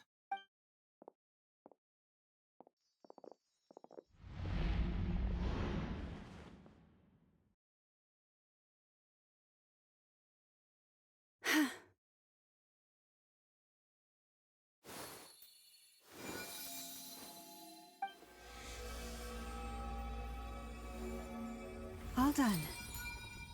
Good. Now give me some space. Come on then, little one. Show me what happened in the past.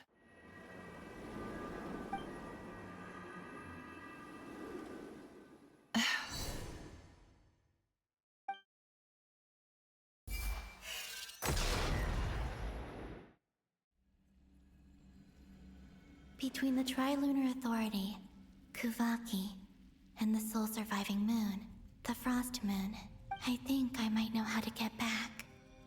But I will need my sister's help. Time to go talk it over with them.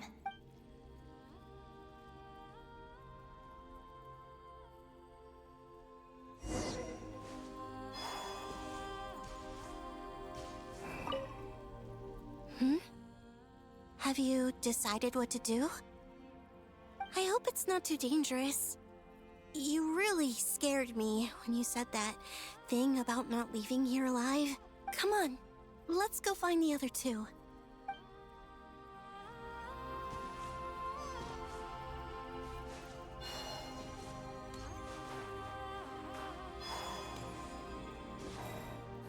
It seems you have reached a decision. I'm all ears. What do you propose?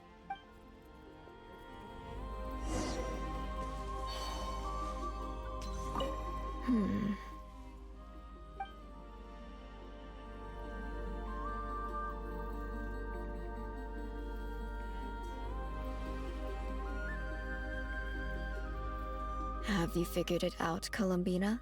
Tell us. How do you plan to leave this place? I intend to die here, in this moment, and then be reborn in the future with the help of my friends. What? What are you saying? How can the dead be reborn? And how will you inform these future friends of your plans? You can't exactly leave oracles. Nothing can escape this place. Not a single ray of moonlight. And even if you found a way, what if they never find the message you left for them? No, that won't happen. Come again? They will find my message. I'm sure of it. I'm not following. How exactly will you achieve this? It's quite simple, really. First, I will leave my soul here.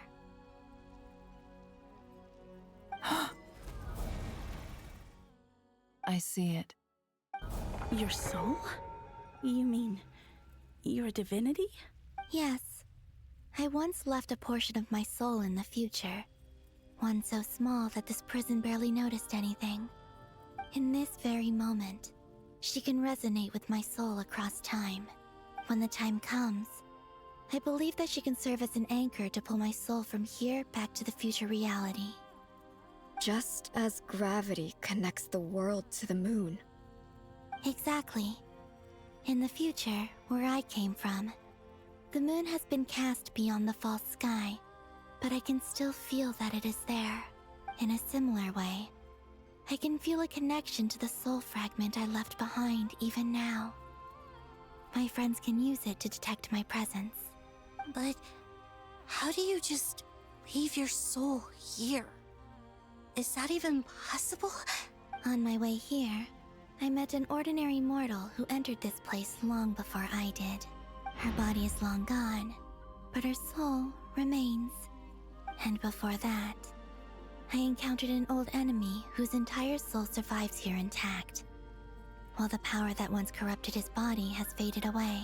So, perhaps this space is specifically designed to imprison divinity and authority, but not the physical body. Still, even if your body can escape, would it not just be a lifeless husk without the soul inside? Wait, is that what you meant when you said you wouldn't leave alive? Yes. I shall turn my body into moonlight and pour it over Nodcry. That power shall protect the land and quietly blend into it, awaiting my soul's return in the future. However, I cannot do this on my strength alone. I would need your help to do this, so I'm humbly asking for your assistance. Oh, dear sister, you need not be so formal. As I said before, we are but remnants of a bygone age. You, on the other hand, were born alone in that distant future, and you have walked a long and lonesome road since then. How could I bear to let your story end here in this dungeon? Don't forget, we are your sisters, your family. Arya's right. Actually, I've always wanted a little sister. Can you imagine how it's been for me? Getting nagged by 2 older sisters all the time. Now, I finally get to be the big sis. And not just that, but I get to help you return to your world, too. How could I say no to that?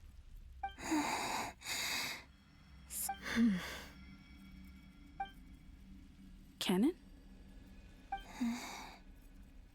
I'm sorry. I know this is a bold request. The Frost Moon is rightfully yours, and it remains intact. Oh, no, please, don't misunderstand me, Columbina.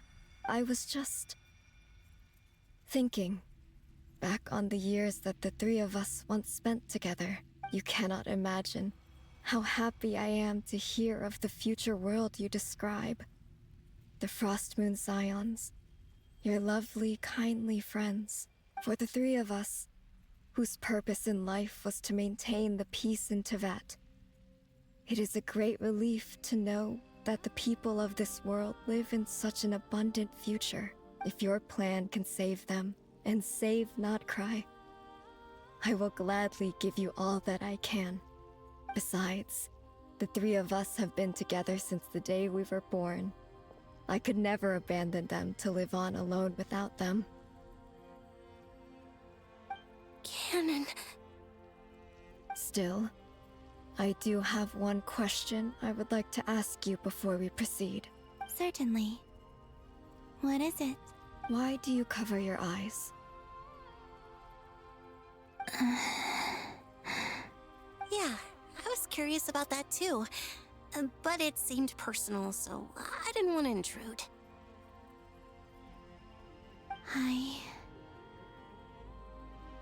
There was a time when I refused to look upon the world. I believed it was full of nothing but lies and falsehoods.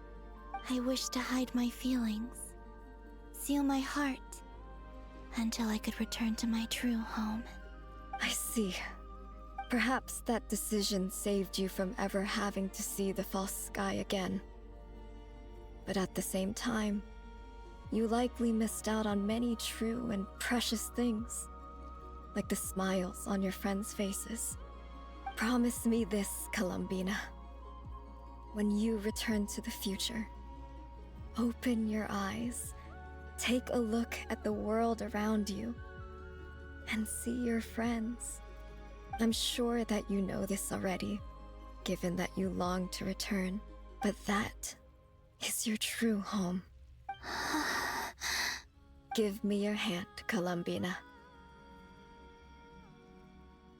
Arya, Sonnet, you too. Okay. All right.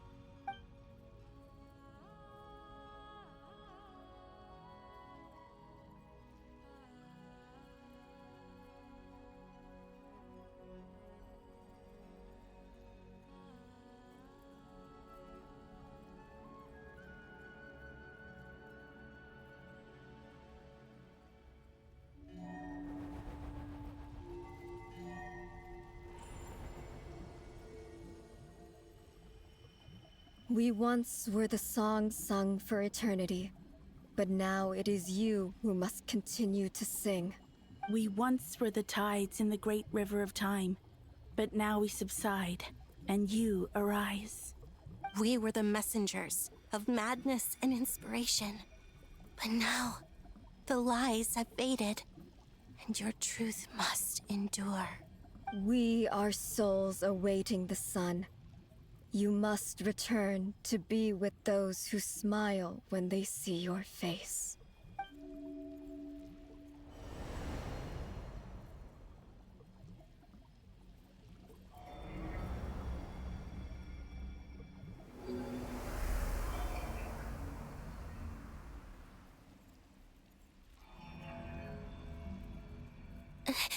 Is it done? Yes. We have transferred the authority over all 3 moons to Columbina Hyposelenia. From this moment on, she is the Tri-Lune Goddess, the one and only moon goddess of this world.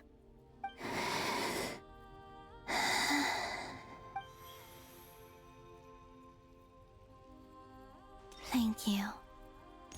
Thank you, my sisters. Now go, and do what you believe is right, Columbina Hyposelenia. Be aware that we cannot grant you the power of the 3 moons beyond these prison walls. The conflict that arose over their remains following our disappearance will still take place. I understand. Sisters, oh, my body. It feels... Now that we have given up our power and authority, our bodies are merely mortal shells. This prison is dissolving them as we speak. It's okay, Sonnet. The end must come for every god, just as it does for every human. That's all this is. The final destination of our lives. Canon and I will be by your side the whole way. We have one final request, Columbina. Could you use the 3 moons' power to send us back into the real world? Now that we have lost our powers, I doubt this space will seek to hold us further. It's just... we would like to spend our final moments together in the only place we ever called home. Of course. Gladly. Sonnet. Yes? Don't... I wish I could tell her not to give in to the abyss. Not to be afraid. But is this really what I should say at this moment? Don't forget. I'm so glad to have a big sister like you. No, Hypo... Thank you. I'm okay. I'm not afraid. As long as my sisters are with me, I won't be afraid.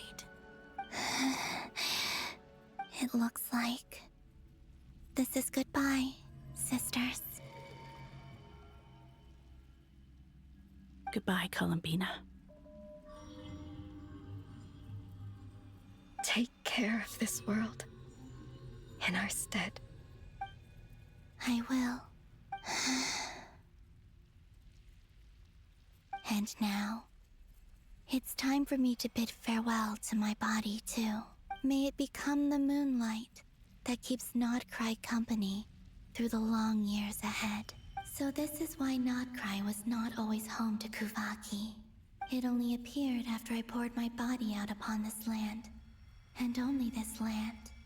Kuvaki responds to me because it is me. My body, answering the call of my soul. And the golden energy I've encountered on my way here was, in fact, that very soul, which I am about to leave here to guide me. O power Tri-Lune, eternal moonlight. I, Columbina Hyposelenia, lay aside my body. Let it be cast into the dark night to illuminate the future. May it be a companion to all who dwell beneath the moon.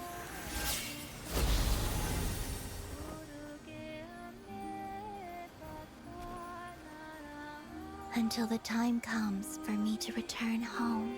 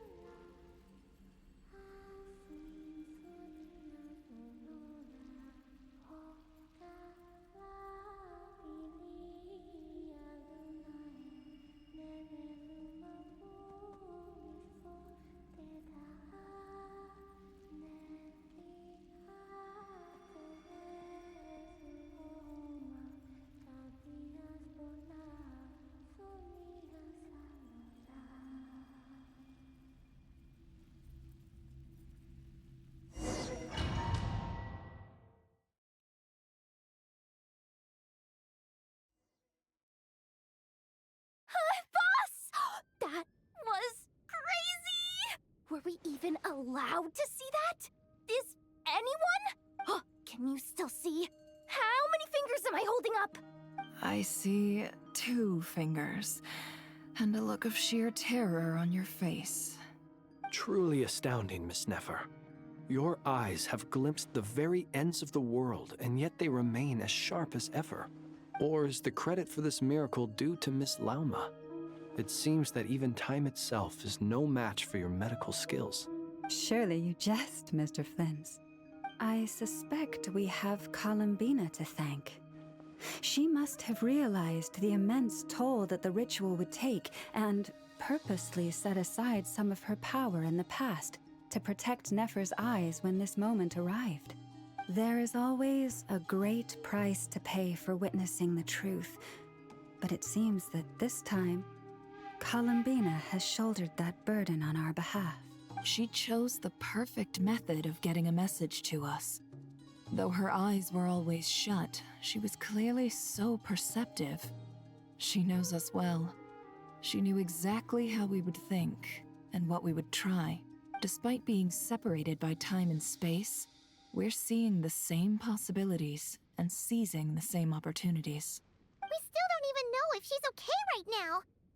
But as long as there's a chance we can do something, we'll fight to make it happen. We'll get you back somehow, Columbina.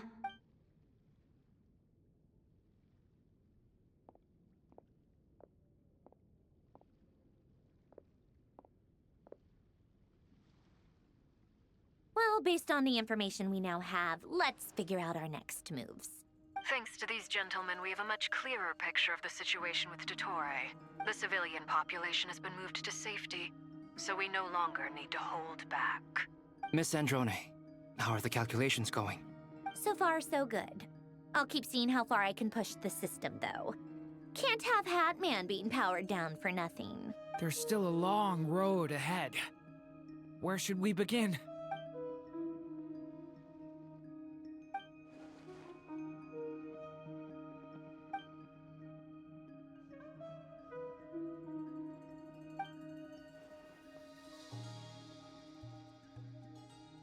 Our plan is clear.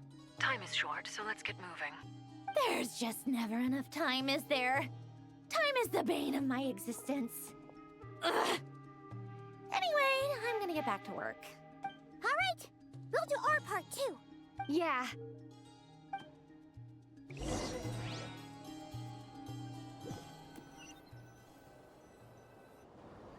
Albedo's theory says that elemental energy can dilute the Light Realm's power.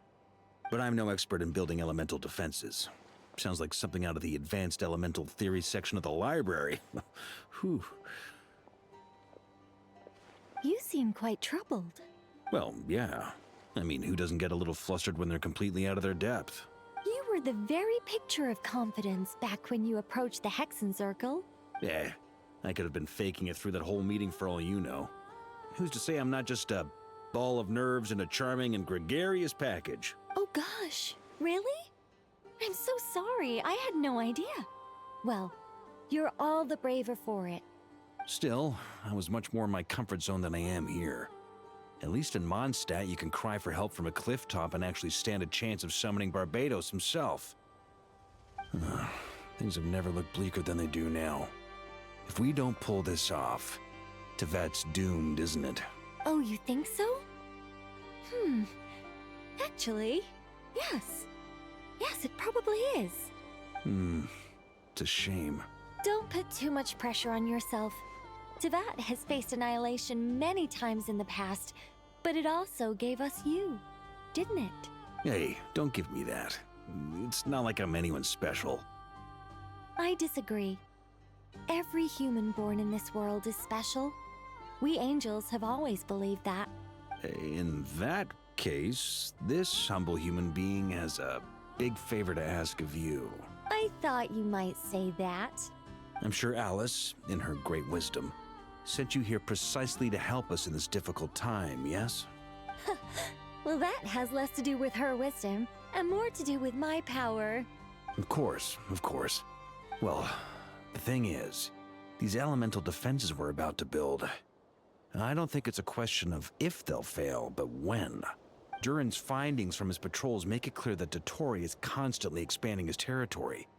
First it was his lab, then the design bureau, and now this. It's not realistic to completely stop him encroaching on the rest of Nagcry. Rather, our goal should be to stall him for as long as possible. If Miss Sandroni's calculations are correct, well, they're the closest thing to certainty we have in this situation, so let's assume they are. Anyway, her calculations suggest that our best hope for victory lies in Miss Columbina's return. It's up to us to slow Dottore's advance and buy time for her to make a return. Are you asking me to help you with building the defenses? No. I'd like you to prepare for what comes next. When he eventually reaches us, we will have to fight him. You were an angel once and a mage now. I'm asking you to lend us your protection. Oh. Can I take it that you're triggering the terms you fought for during our three-way talks? Well, technically those terms were about protecting Mondstadt. But if you're happy to agree to the change in location, then yes, let's do that.